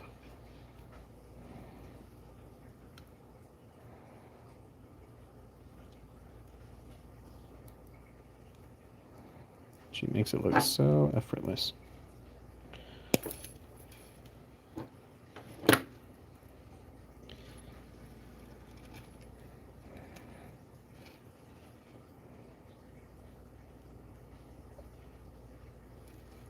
It is very, very hard to stay in frame. Okay, so here's a little trick. If you get it to line up this way, but if you rotate it, you'll see that it is in fact not. Come on. There we go. It is not lined up. My pliers have a thicker side and a thinner side. I take the thinner side and I stick it in there and I squish it down. I'll have to readjust the connection, but that's how I get fairly nice closures.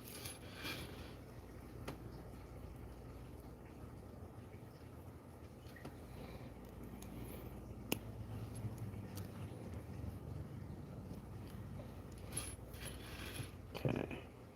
Stepped away, her hand switched to Randy. Hi. Hello. How you doing, Amir?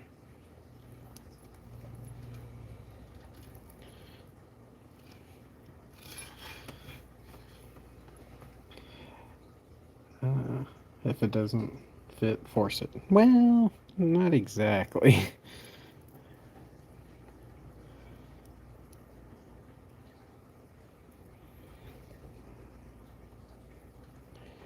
Let's see. It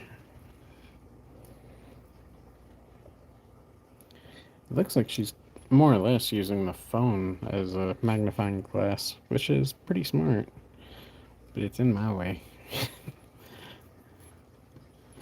And sometimes, if the things are a little too tight, you can open it even wider. And I find that helps me position it where it needs to be. There we go. Well,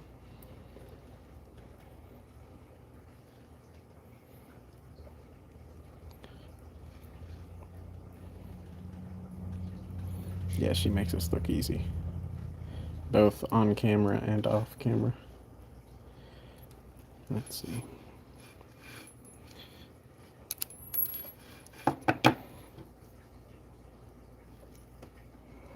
I dozed off. I woke up. It's a whole new show.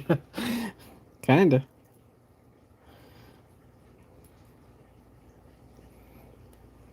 There we go. Okay. Gonna close that ring. And what is going on here? That ring's got a defect on it. And we'll just squish that down too. That's one of the great things about aluminum, is if it's a little ugly, you can just smush it. There we go. Okay, that's all that.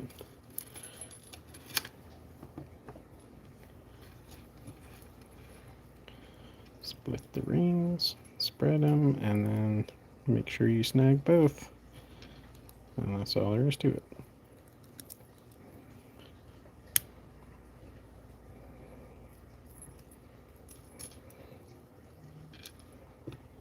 The first one's easier, the second one's harder, and the third one's the hardest. I love that you have the the skills to step in and do this. Well, I did learn from her, so Though, fun fact, I was sitting across from her when I was learning, so I actually kind of learned backwards, which is fantastic because it turns out I do a lot of things left handed. So I kind of learned how to weave left handed, and that was really, really great for a couple of reasons. So now, whenever there is left-handed people in our classes, when we're like at conventions and stuff, I'm usually the one helping them.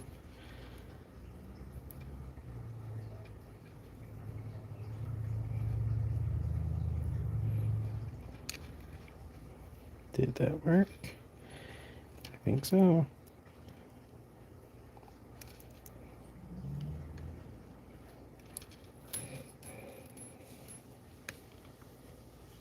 There we go. And again, just smush it if it's ugly.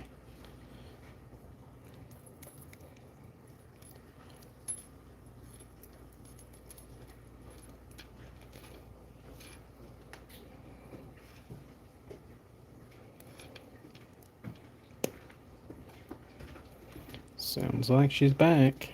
So your regularly scheduled show is back in back in order.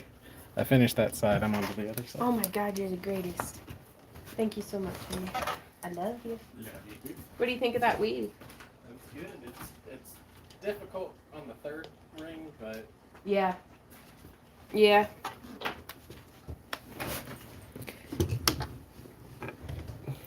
Isn't he the greatest, you guys? I just love him. I was able to go stretch for a minute and smush it if it's ugly.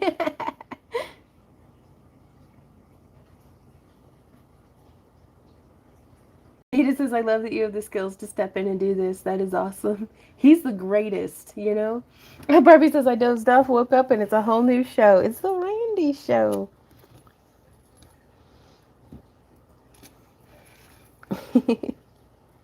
Alrighty, so we're gonna... Gosh, I appreciate him so much. Hook through. He is amazing.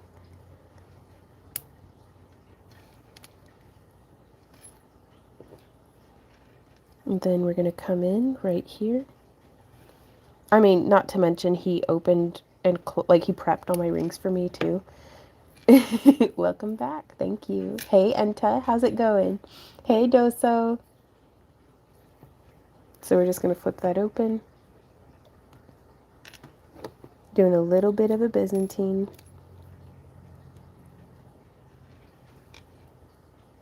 And then closing it. Hooking it through and closing it. Now this is a weave that I do believe benefits from getting sent through the tumbler with some stainless steel shot to deburr any pokiness left over from the saw cut on the rings.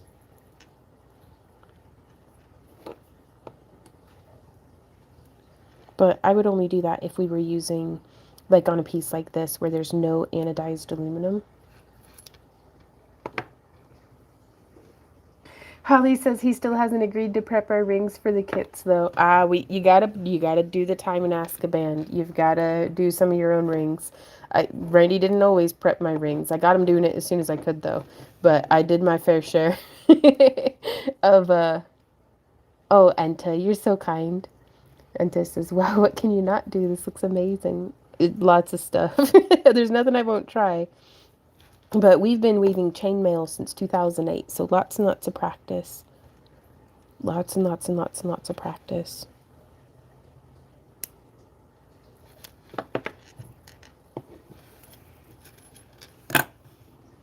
Two different sizes of rings. I'm sorry. Here, let me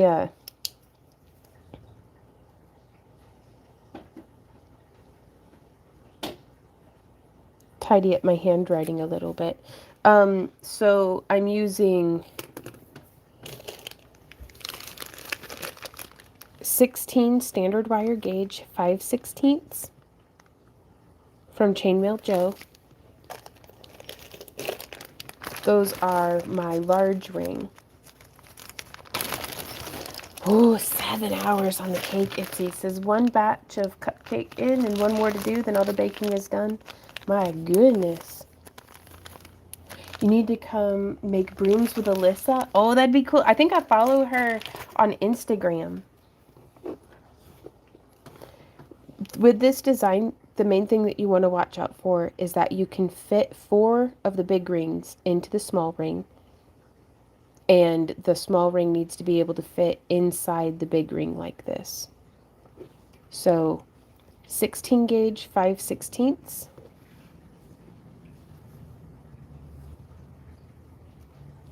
18 gauge 3/16.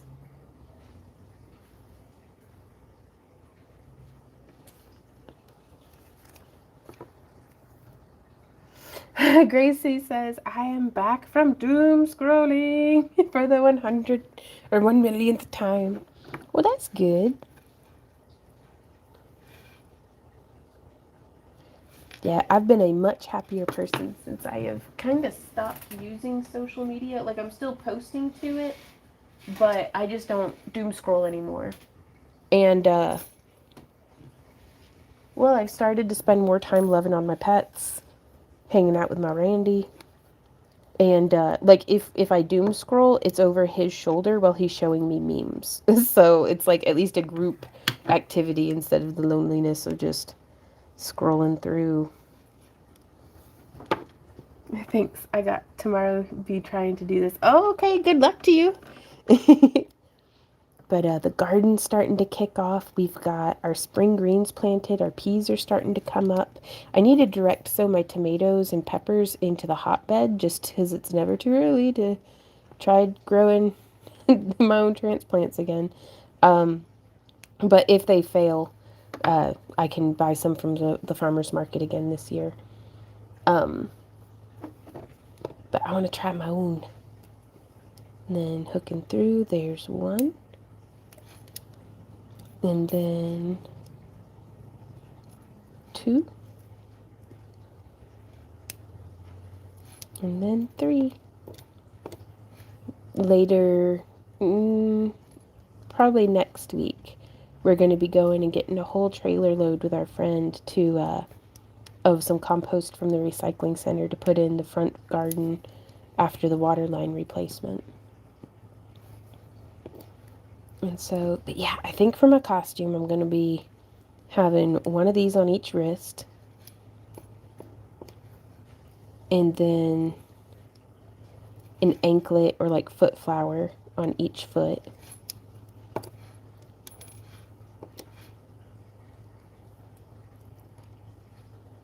And then a big old gaudy necklace, a big old gaudy headdress, a big old gaudy bra, a big old gaudy belt.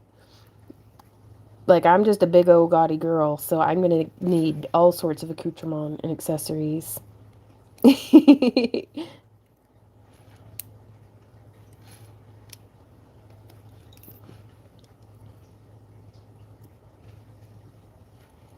But I'm excited. I think it'll be fun.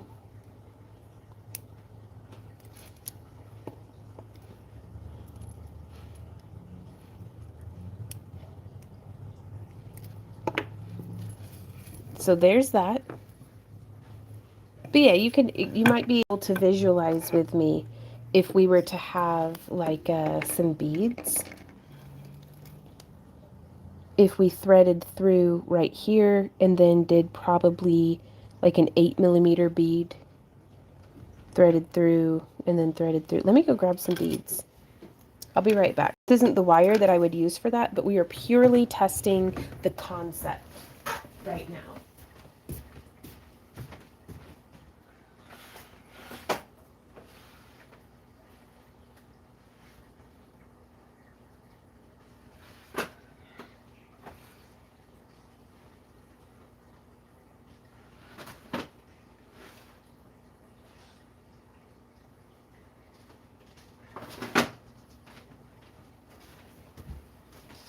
Okay, so this isn't enough for the project, but again, just testing the concept. Woo! These are some 8mm fluted like metal beads. And then again, this is not the wire that I would use. It's just some 28 gauge that's hanging off the end of a project. Any place to put them is a good plan. Well, I love being able to incorporate beads into chainmail because then with the same weave, instead of making 10 of this kind of the same looking bracelet,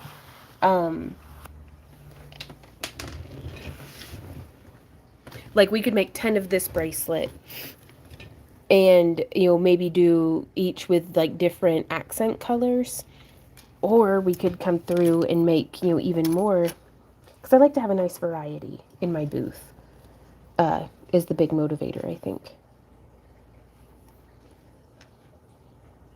So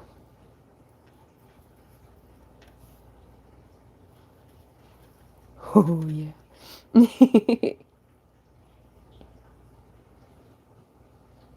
It actually seems like a larger bead would be the way to go. Oh yeah, brass or copper tone would make the piece pop.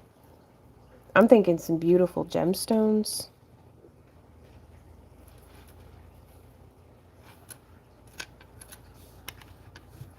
Or maybe like a coin bead would look cool. Because we could do this on memory wire too. Oh, Nita says, how do I watch without chat? Oh, I don't know. I think it depends on what device you're on. There might be an X in the top corner.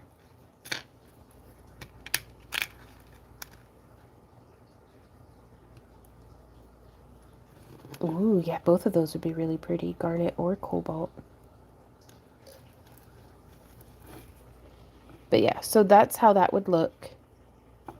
And I think that would just be amazing for the necklace. I think that's how I'm going to do the necklace, you guys. Is on this side, we'll have beads.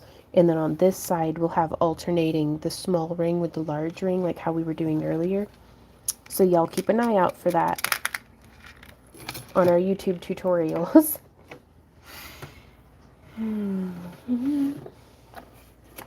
But yeah, I was experimenting with setting a cabochon with like a wire back. Not every test. I fail more than I succeed, you guys. That is true. Not every test works out, and that is okay. But it is so important to just try. Just give it a try and see what happens, because Nita hates us. No, Nita might just be, you know, wanting more screen space or something, or it's okay. That's hilarious though, Holly.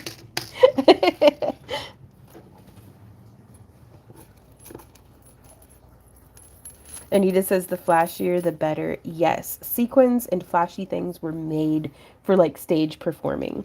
So I really like anytime that it's like a performance piece costume, anything that add a little bit of sparkle, a little bit of shine, like mirrors, sequins, metallic things. Oh, goes low on screen. Well, hey, I'll just go like this. Y'all holler at me if I'm in the wrong part of the screen.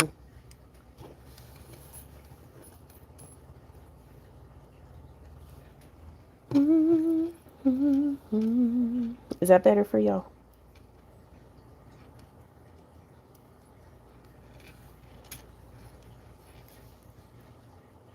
And then we'll close right there. Way better. Excellent. Yeah, no, I rely on y'all so much to let me know, or it's like, hey, you're out of frame. Because not to be this way, but I don't watch my stream. I'm making a project and like looking at chat on my tablet. So I don't know what my live stream looks like. Anita says, personally, I'm a daily rhinestone wearer. Nice.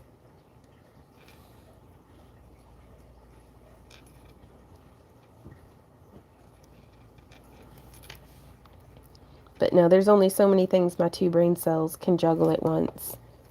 And whether or not I'm in frame has always been the first thing to just absolutely go out the window. This is, yay, Nanita has to put up with us. Oh, wait, not so bad, really. I mean, well, I mean, maybe.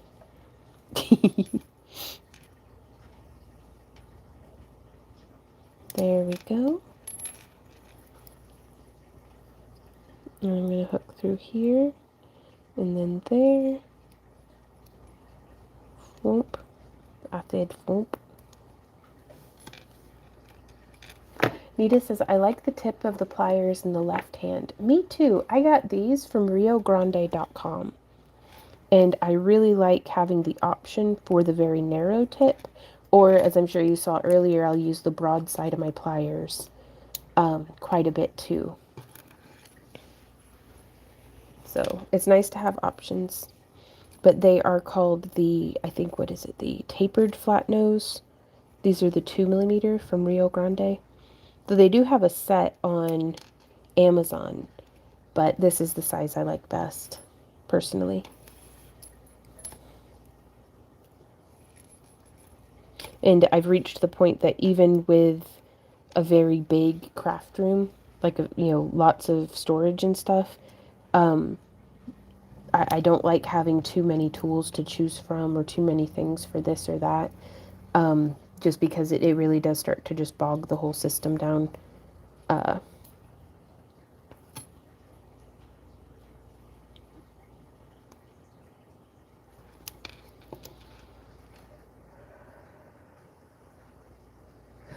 Salty Wench says, I can't believe it's almost Easter. The only thing ready is Cadbury eggs. Oh my goodness.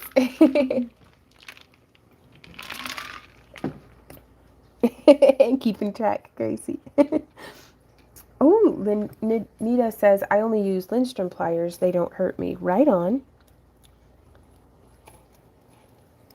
I bet it'd be real nice to have, like, some nice fancy pliers like that, because my hands are killing me. But I'm a creature of habit. I like to use what I have.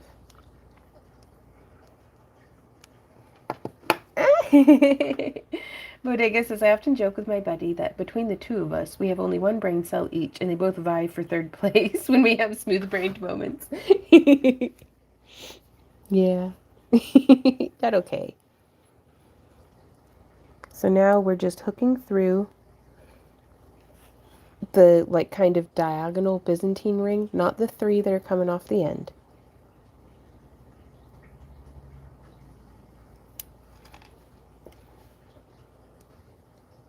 Ah, you don't get bruising. That's nice. I keep dragging my bracelet through my rings.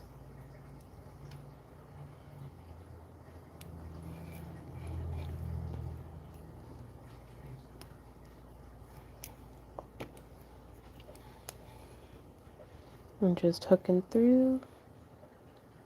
Oh, you're crocheting while you're watching this? What are you making?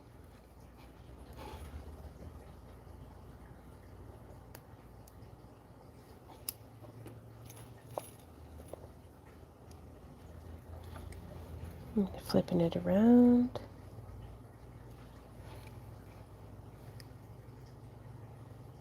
But yeah, don't hesitate to shift your project around so that... Oh, a bear coaster? Oh, that's cute. And that'll be super handy too. Oh. If I wanted to do this exact bracelet from the kit, what level do I need to get in on? Okay, so to be clear, the kit is for this, and so there may not be enough rings to do a full bracelet and these. So if you're not interested in the Rivolis and you just want to make the bracelet, I recommend getting, like, how big was that? Like a pound or half pound each from Chainmail Joe on Amazon or theringlord.com in the 16 gauge 5/16 inch, in the 18 gauge 3/16 inch.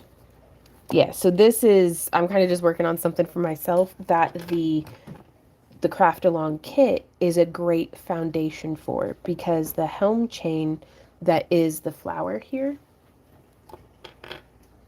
is the center weave of this bracelet that we then add, like, some Byzantine stuff onto.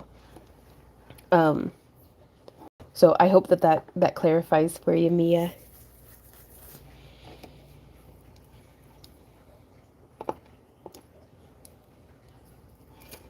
Okay, so we're coming through. This is the last one on this side. That's phenomenal.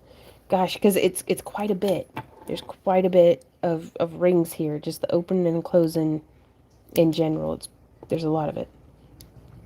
But slow and steady gets you where you're going.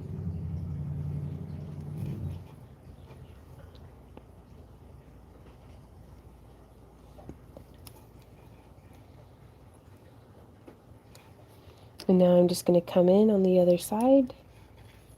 And I'm going to come down to the center. Just because I like working and having a loose end. Though I don't know if it makes any difference. If I started here or if I started at the end and worked my way in. I just find myself preferring to start in the middle and then work my way to the end.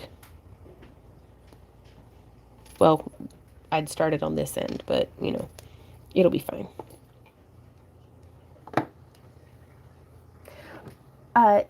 Diamantes says, how do you polish later? I use a rotary tumbler and stainless steel angled shot from riogrande.com. We have a tutorial on how to tumble polish chainmail, and that's the exact same way that I still do it even after all these years.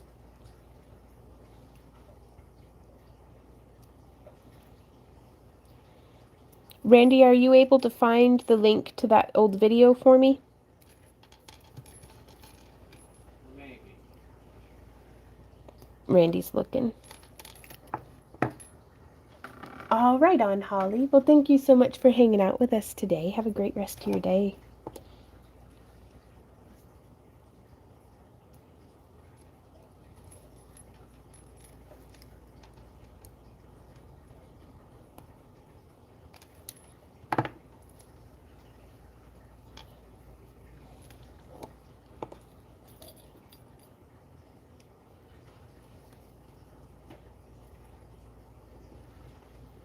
And just hooking through.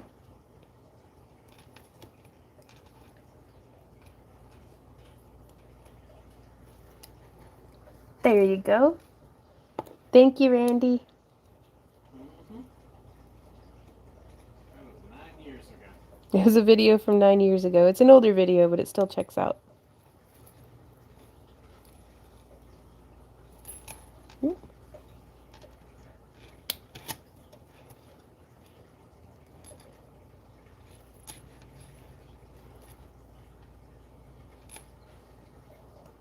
And so it gets quite snug. That's where I really like using the finer tips of my pliers. Hey, Anthony, I am using bright aluminum.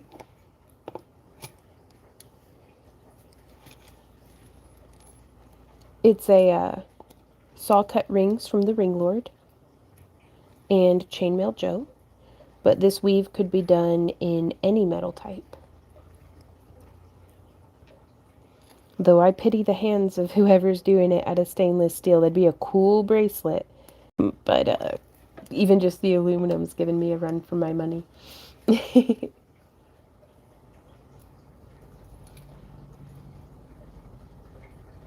Can you imagine how luxurious this would be out of, you know, sterling? Ooh, or titanium.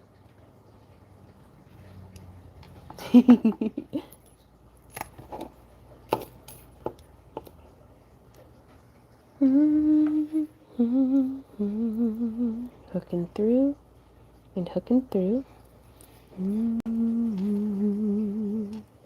Now I'm real close to being done with this, and then we're going to prototype out another pair of earrings.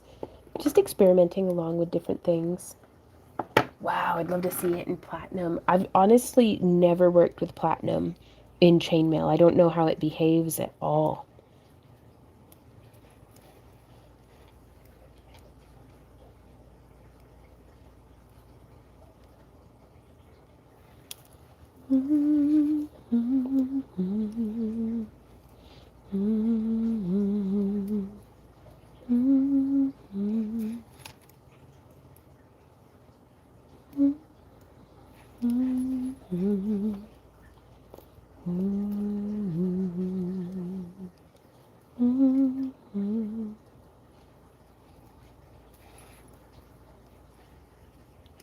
Coming in, closing that ring. We are so close, you guys. Next Friday will be something new? Yes. Hopefully. Probably. We'll see. You'll have to stay tuned to find out. That's future us. So we'll see. Anthony says I have all the tools, just not used them yet. They sit in my carousel. Oh, right on. Tools don't go bad. I highly recommend getting started. You never know how you're going to like it till you pick up your pliers and start weaving.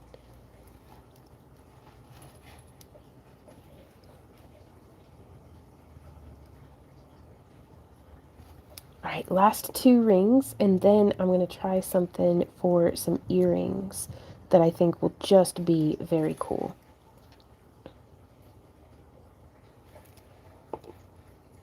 I can't believe it is the last ring. That's exciting. This is kind of exciting. Oh, yeah.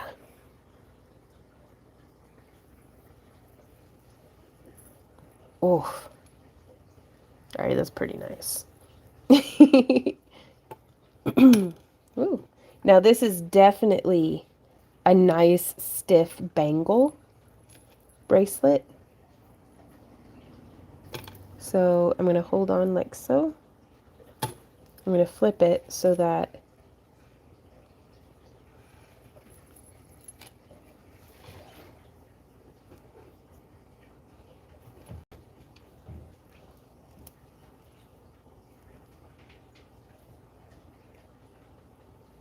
there we go. Get it hooked open and hooked on there. Woo! Very pleased. Now this has a pretty significant gap. Something that I may be interested in doing is I wonder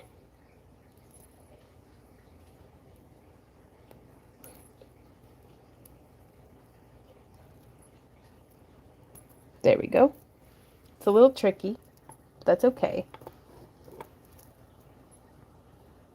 I wonder if I used memory wire that came around and then did like a hook and eye. That'd be pretty nice for the bracelet, I think.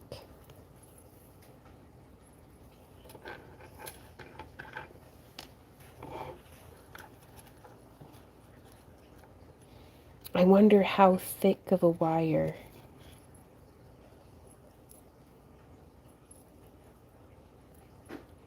We could wire wrap onto the edge of it. I mean, that's just if you don't like the big gap. Because I like stuff that stays continuous all the way around.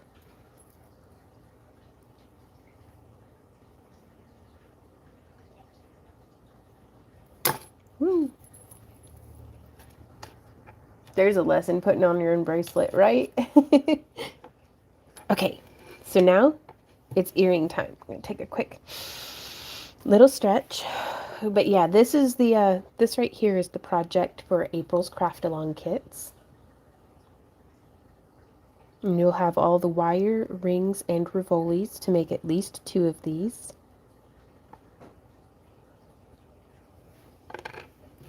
And so I'm going to take a pinch of some closed. I'm using the same 16 gauge 5/16. Hey, Ale Soup. How's it going? I don't need that many. That's all right. And then just a couple open. Oops. Again, these are in the 16 gauge 5/16. And then I don't know if I'll need many of these closed, but here's some open.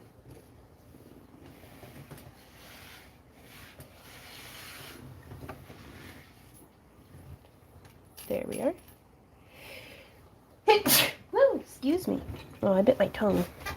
How much would you charge for a band like that? Because that's something I'd buy. Oh, I don't know. That's a really good question.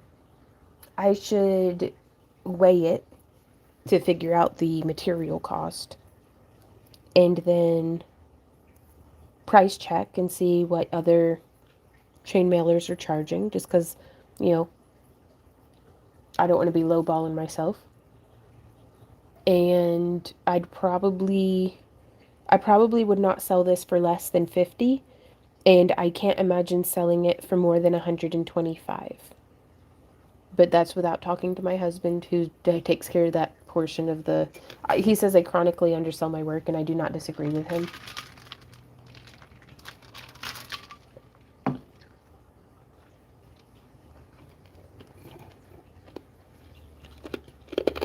But that's a lot of weaving. Okay, let's see. So the earrings that I would like to make are going to take 4 of these rings.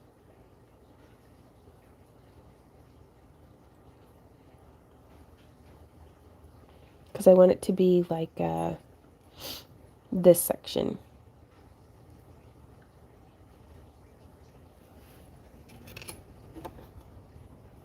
So how am I going to do that? Thank you, Nita.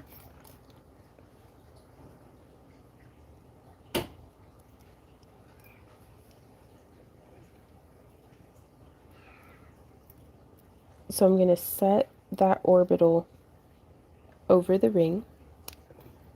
And then I'm going to take 2 more closed.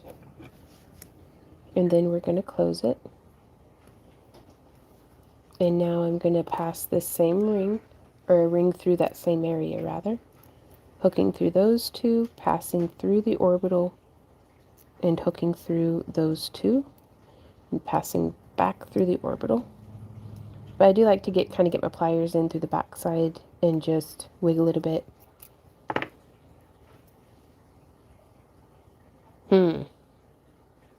Except for I guess I don't need these 2 right here. Okay.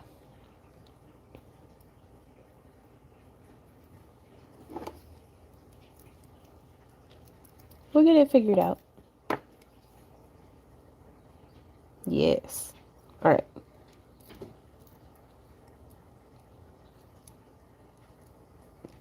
There we go. So I've not made this earring before. So I'm curious. We're experimenting. We're doing science. And so I'm going to hook 1 and 2.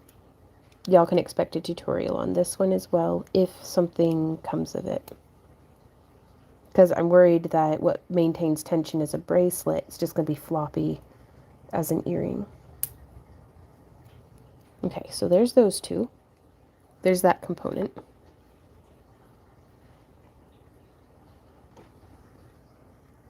Almost done crocheting the bear coaster. Oh. Very nice, Grace. Okay, so now, and you can see this is not doing a great job of holding its shape and stuff, but I'm going to trust the process.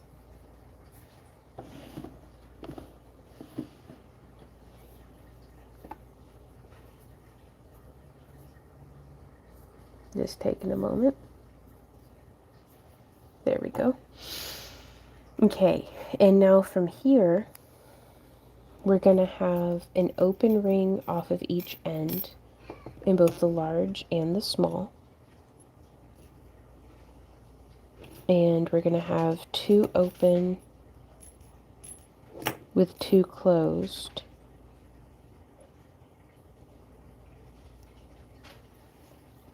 Off of each side. How I'm finna grumble. And then 1, 2, 3. And then 1, 2, 3. I'm just getting the rings prepped for myself.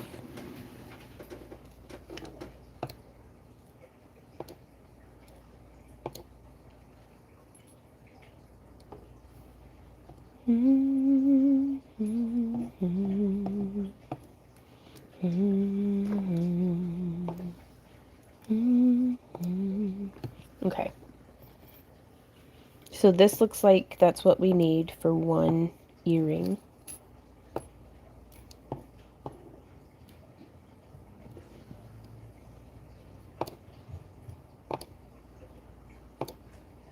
Makes me feel like a robot. Whoa, bop. Whoa, bop. I'd be very happy as a robot just playing with my chainmail rings. It makes my brain happy.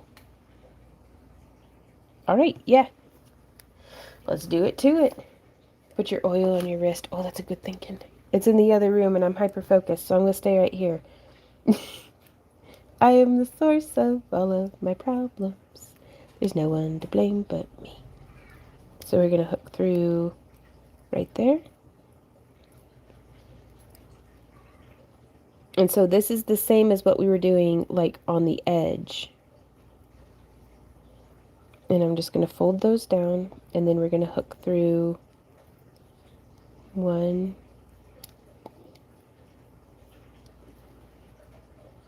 2, and 3.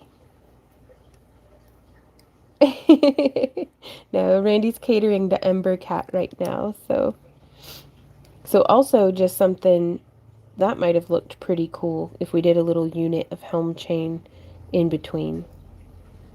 So that's something fun to think about. Then coming in on this side. 1. And then 2, doing the Byzantine. Or rather prepping for the Byzantine. Folding that over, splitting that, and then inserting 1, close, 2, close, and then 3, close.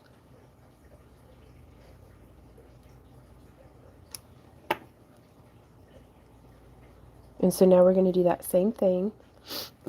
Salty Witch says, my new theme song.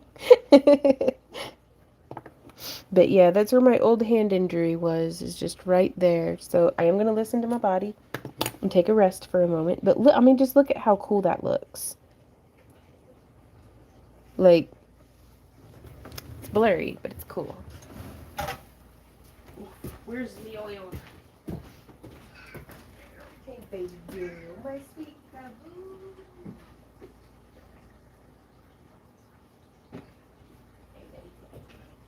Oh, Ember, you haven't gotten to destroy any chainmail today. I know, the neglect, the horrors.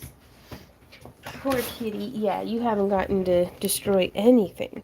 Thank you to our friend Barbie for my deeper, deep relief roll-on. Oh, yeah. Gosh, just using the rollerball feels so good. But yeah, there's like a nervy twinginess. I always make sure when I'm massaging to make sure that I'm like deep breathing as well. But no amount, no amount of massage or nice oils replace just taking an actual day off.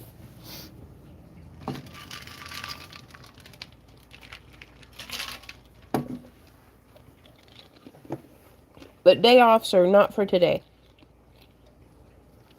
So I'm going to do this on the other side. 1 open with 2 closed. Hooking through. Closing the ring. I'm so sorry, I'm chewing ice in your ear. I can't help it though. I'm a monster. I'm closing that one. Folding it over for the Byzantine.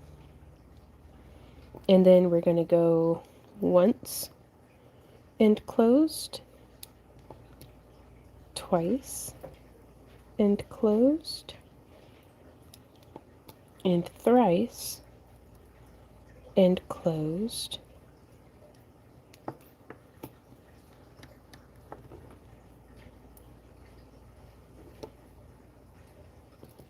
And then pick up one of the open with 2 closed on it, just there onto the other side. I really hope this goes well, because if it is, this is going to be a new product line for our earrings that Randy, at the very least, will be able to get prepped for me to weave. Just because we have a lot of like $5 earring designs. We have a couple of like $8 and $10 earring designs, but I'd love to do more like higher end earring designs.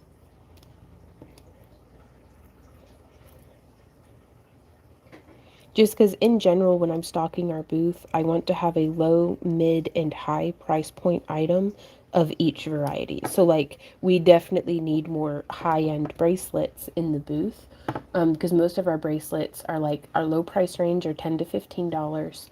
Our mid price range are like 20 to 35.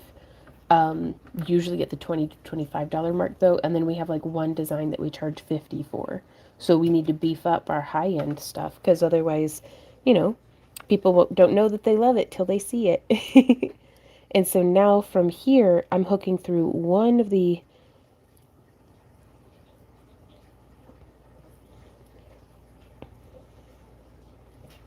So there's that. It is so floppy, but let's not panic just yet. Because if this doesn't work out, we can just extend it into like a necklace or something.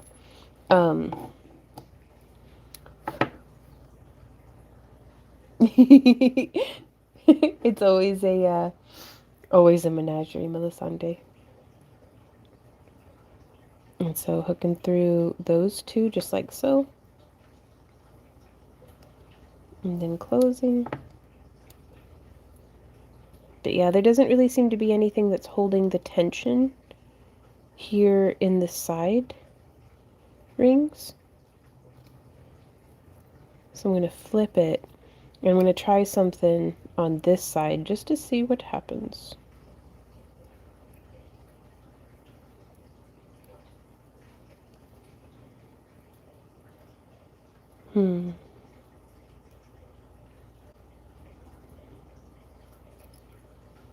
Maybe all 4 on each side.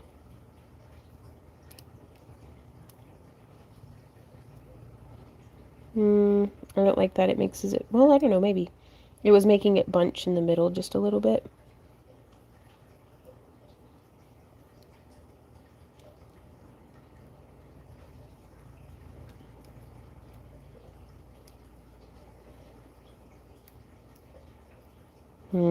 Yeah, I don't much care for that. It's not going to let me put the other ring in. So we'll just do what we were doing. Well, maybe, but just with 1, 2, 3, and then 1, 2, 3. And then closing. And that was a much better close that time anyways. And then I'm going to come through just 1, 2, and then 1, 2.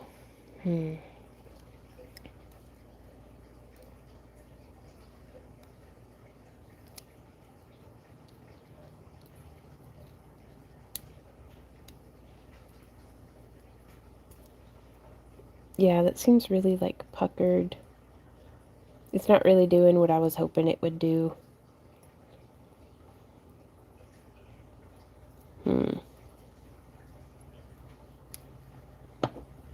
It lacks the tension and rigidity of being attached to the other components in line. But maybe if I turn it this way.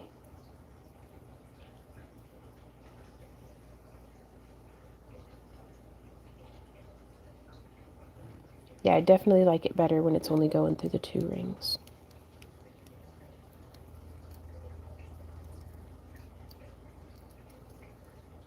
One, 2, and 1, 2. And close. I don't know what it is. I'm trying to make a thing. I'm having ideas and stuff. 1, 2, 3. 1, 2, 3. What if it goes off that way?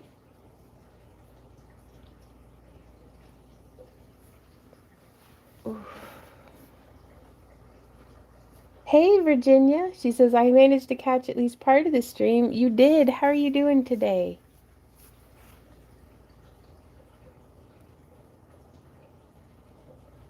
All right, so that's looking pretty cool, and I'm digging it.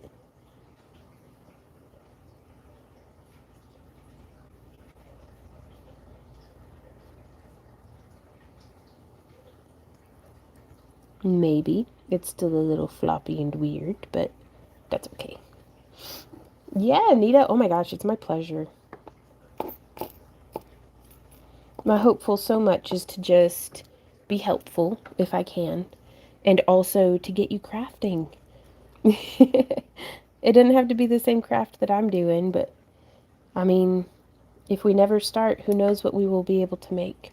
I'm going to remove the third ring because I don't like it. No, sir, I don't like it. I don't like it one bit. Then I'm going to close that one. Then see this ring? I'm going to take that ring off of there. Ooh, that's looking so cute and stuff, maybe. And then I'm going to open up this ring and I'm going to go like, where's my closure? There's my closure. Meow. Wow. And then 1, 2. My elbow hurts, but that's fine. Grace says, yeah, you're like the only streamer that actually responds to everything. I try to do my best. I miss a lot of questions and stuff, but I do my best. I feel like if I'm not going to pay attention to the folks who are taking their time to hang out with me and chat, then what's the point of my live streaming? I could have just done it as a video. And, like, you know what I mean? Well, now, if that isn't just a cute little cluster of rings that aren't quite sitting exactly perfect, but that's fine, I guess. What if we added in another ring? What if we put a ring through like this way? I don't know if it needs that. What do y'all think of that? This looks like a cluster, doesn't it? Yeah, this is Grace. I'm making chainmail for 19 years now. I'm always so impressed by your work. Oh my God, well, thank you. That's a huge compliment. But yeah, you see how these two rings aren't quite sitting happy next to each other? It looks like there's a lot going on. If those two rings would sit happy next to each other, that would make my day. What if I poked it with my pliers? Poke, poke, poke. Just poke it till it behaves right. And see, and this is where I find myself wondering, how would it look with a ravioli? To hide my shame. It looked pretty good, by golly. Where's my wire at? We're gonna tie this thing on there. Hey, Nita! Hey, I caught you, and you're making chainmail. I am. For now.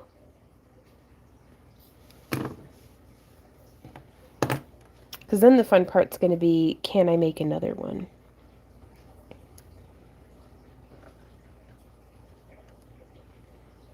Because I bet we could do, I don't know, how do we fractal wrap this on? I don't know that we do. Let me see if we, ooh, I have this bead over here. But no, we need some coin beads. Y'all want to go look at my bead stash with me? What if you did a section of 6, then backed off rings until you got what you want? Maybe. Maybe. Because I don't know, would I want to hang it this way or this way? Because I think I like the way that it looks sitting like this.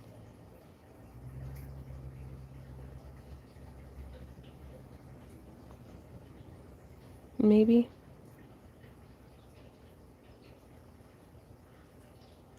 There's just a lot happening here. I mean, I feel like this would make a really cool, intricate, like, sphere cover. Like if I did like a bunch of these and then joined them at the tips and had it cover something round. I'm making Gandalf? What? Like, how do you mean? If there's nothing super pricey, no one will know what a deal they're getting on everything else. You don't want people thinking $25 is expensive. That's a good point, salty wench. That is a good point. Yeah, we're gonna have to find, like...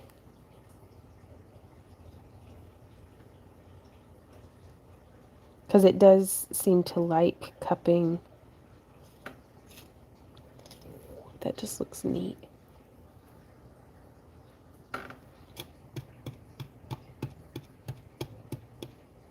Well, poking it didn't help as much as I thought it would. Let's go look at beads. All right, so we're gonna go put these back. There's the boss. And the kitty. Yeah, oh, my sweet baby. My sweet baby. She's 19 years old. All right.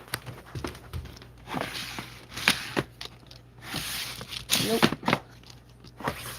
Yep. Okay, so I'm looking for some coin beads. And I don't know if I have any. Oh, now those are pretty, but those are square. Let's look for a round coin bead.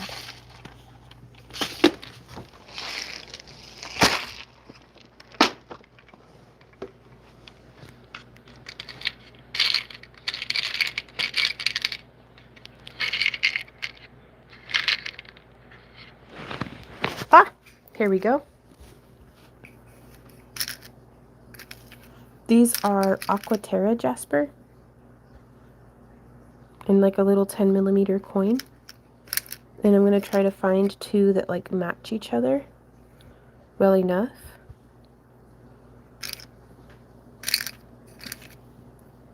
And sometimes what I'll do is I'll just pick 3 beads and then I'll pick the 2 that look closest like each other and then I'll just call that good.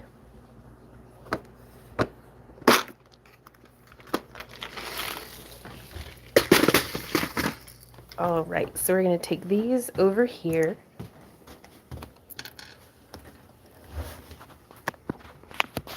Just a moment.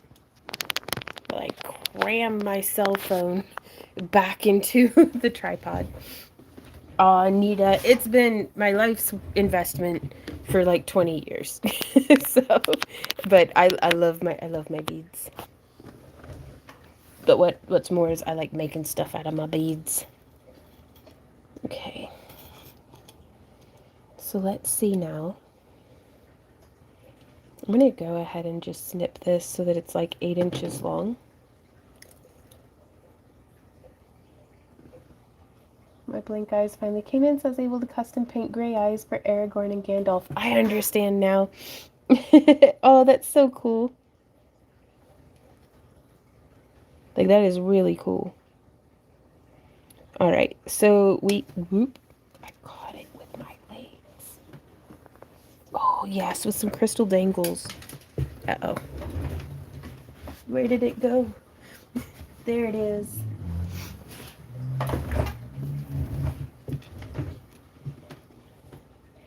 So we could have where it wraps horizontally, and that would add some really nice tension on the sides. Or we could wrap through here.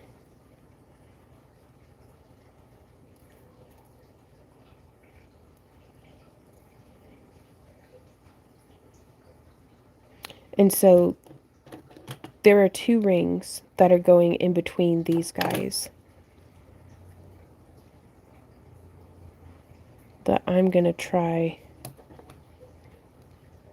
to wire wrap around. And this is getting into the land of like obscure. We're just hiding it to try to make it look like something's happening.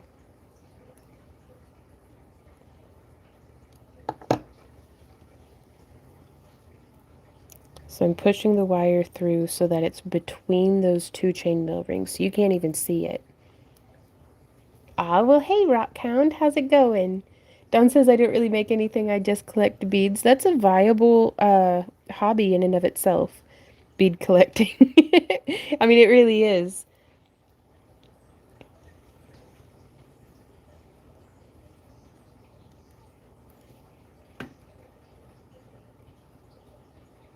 And it's a fantastic investment, too, because I can tell you there's a lot of beads nowadays that I cannot find good strands of the way that I used to, 20 years ago. Of just really high quality, like tiger's eye and labradorite and stuff like that.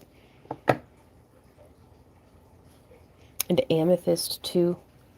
I'm doing really well, Rockhound. Just enjoying making some chainmail jewelry today, showing off our April craft-along kits, where we'll be making these helm flower Rivoli pendants or earrings, and then exploring different variations. Oh, thank you, baby. Different variations of the weaves. All right. I'm going to go back and grab the 10 millimeter coin bead. Too big. I'm going to grab a 6 millimeter faceted bicone.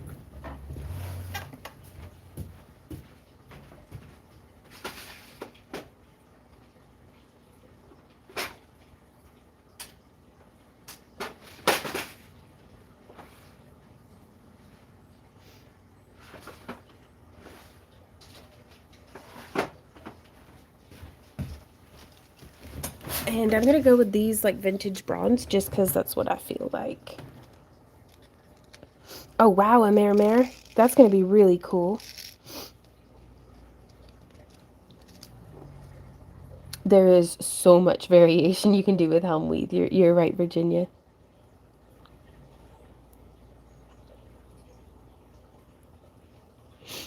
Pardon me, I don't mean to have the sniffles in your ear. It's been a challenging allergy week for sure. Okay, so I have my thumbnail here in between these two rings to try to trick the wire into going down between them. There we go. Very nice. Oh, I like that. Now, surely there was something else we could have used, but I like the faceted quality. And then just coming through the back, kind of up and in between. And then I'm going to come through once more.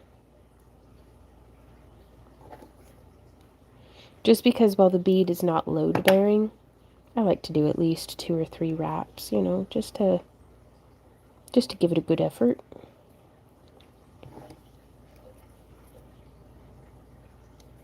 But then the way that I'm going to finish this is I'm going to come through from the front to back and just bind around. And I'm going to do this with both sides. I could have given myself a little bit more tail on this side, but do you see where that wire is exiting from?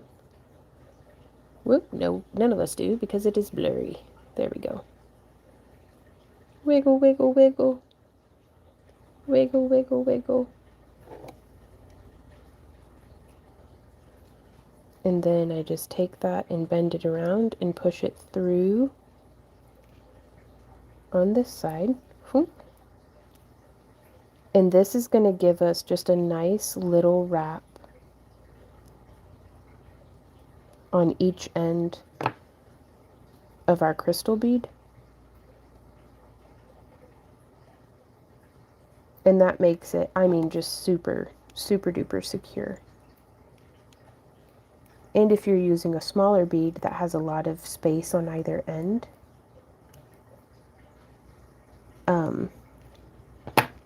did I just undo my own wrap? I did. That's okay. We'll just do it again until our wire breaks. And then I did it backwards again. Well, heck. That's alright.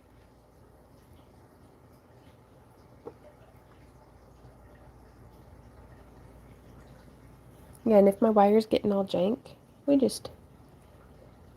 Ooh, what'd you have for dinner?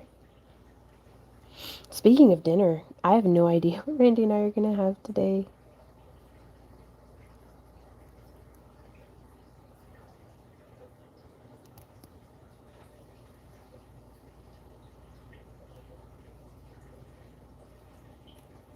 Alright, there we go. Finally got one around.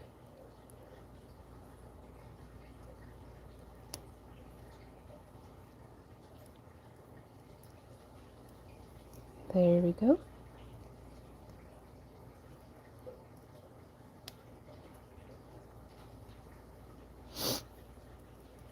Pardon me, I don't mean to sniffle in your ear. Ooh, it was baked ziti night here. Oh man, I miss Randy's penne pasta. He makes a really good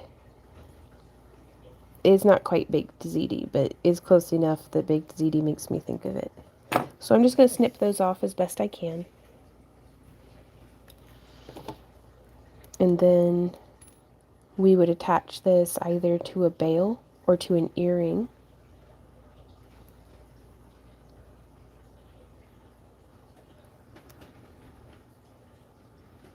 And that's just an interesting little, oh, thank you, baby. That's just an interesting little, design. So I don't know exactly what I'm going to do with it yet. It might be really cute, just linked together as a bracelet as well. Ooh, or really... Okay, so visualize with me for a moment.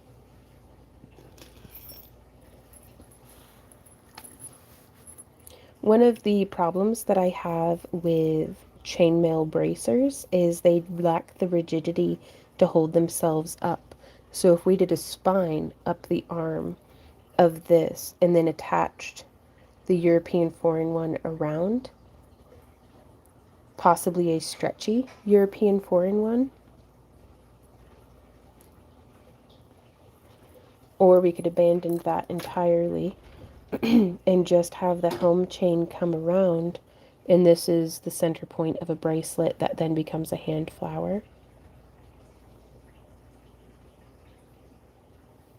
I don't know, you never know till you start just draping things on yourself. Ooh, I made noodles but need some chicken to go with it. Nice. Hey Java Jedi, how are you doing today?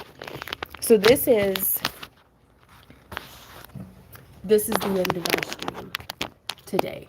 We've got just a couple more minutes, but I want to take an opportunity to answer any questions that you guys might have or clarify anything about our kits or just anything like that. If you ever come see me at Lake of the Ozarks, I'll take you to my bead dealer. Ooh, she's so sweet and has a whole house of beautifully curated beads with the best prices ever.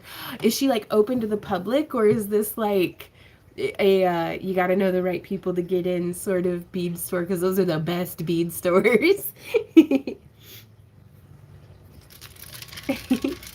But this is so cool, you guys. So I'm going to be working on a necklace because I think it would look really cool to do those bronze beads or something similar along the base, because really it would start to look something like if these two were joined together.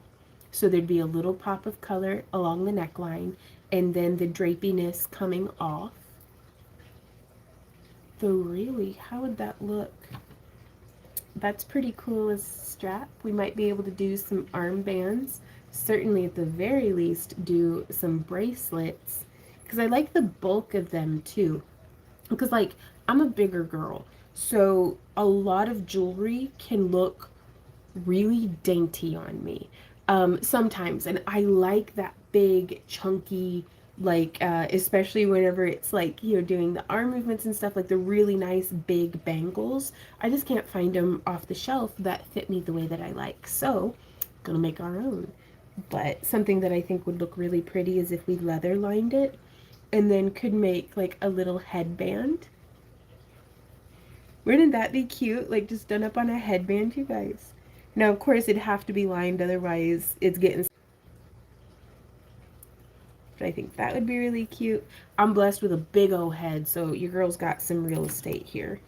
Ooh, you know, it'd probably be pretty as a circlet, just coming into some more helm chain with like a teardrop coming down and maybe a little just delicate chain that comes back to join into the back. That way you can have like a nice little circlet. Yeah, love the headband. And this concept here, what we're doing is how I made the transition from just making jewelry into making costume pieces, because a bracer is just a really wide bracelet, which if you take that and then put it on your shoulder and extend it down, well, now it's a decorative pauldron. You know, or if you take that and you drape it across and whip stitch it to a brassiere, now you have a really nice metal trim. Or you could take this and I'm betting that we could use a very large ring and make a big belt out of this, because the closer to the tips of the fingers or the closer to the eyes, the more detail I like to put in. So I don't necessarily need to do as much micro mail here on my shoulder, or rather down on my hip, as what I would up on my shoulder, because the closer it gets to the face of who's wearing it, the more detail I like. That's where I like to focus the details. So earrings, circlets, necklaces, uh, bracelets, wrists, that's where I do the very small chainmail. But then I would go a little bit larger for the trim and for the torso drapes on the dance top. And then for the belt, I would probably go, uh, gosh, I wonder how big we could go with the helm weave, because I have some chainmail rings that are like an inch big, or we might do small segments that then have a large like wire and bead piece like in between, especially to like kind of make it one of the fusion style belts. But some big old earrings, nice and flashy. I'm so excited. So, Draconic Belly Dancer cosplay is a go for an idea? Yes. 100% yes. I mean, because why not? That's as good a reason as anything to me. Why not? So, I'm going to let you guys go. It is 6:01, so my workday is officially over, but also kind of just begun. Randy and I are going to go lay some stepping stones before we have thunderstorms again all day tomorrow. We will be streaming from 3 to 6 p.m. over at kick.com, kick.com/Back to Earth Creations. You can sign up for our newsletter at backtoearthcreations.com, and that way, wherever it is that we're streaming, you'll get the link sent to you. But we're going to be working on sculpting some mushrooms. We're going to be working on having some giveaways. It's a new month, so everybody is reset for our level 7 chatter giveaway. So we do our subscriber giveaways that, like, every time we're gifted enough subscriptions, anybody in chat can participate in the giveaway. But then whether you've got good or bad luck, it doesn't matter. If you chat and get to level 7, you will win one of our Dragonite pendants, which we have a bunch of listed up to the website. This will actually be what you get to pick from. So, and we have a tutorial coming soon on how to make your own as well. New tutorials every Sunday, though we are working so hard to try to bring you guys 2 tutorials a week. It's just, when it rains, it pours, and there's been a lot going on. So, but we appreciate y'all. We will see you next time. And until then, thank you and happy crafting. Mwah. Bye. How do I click the button?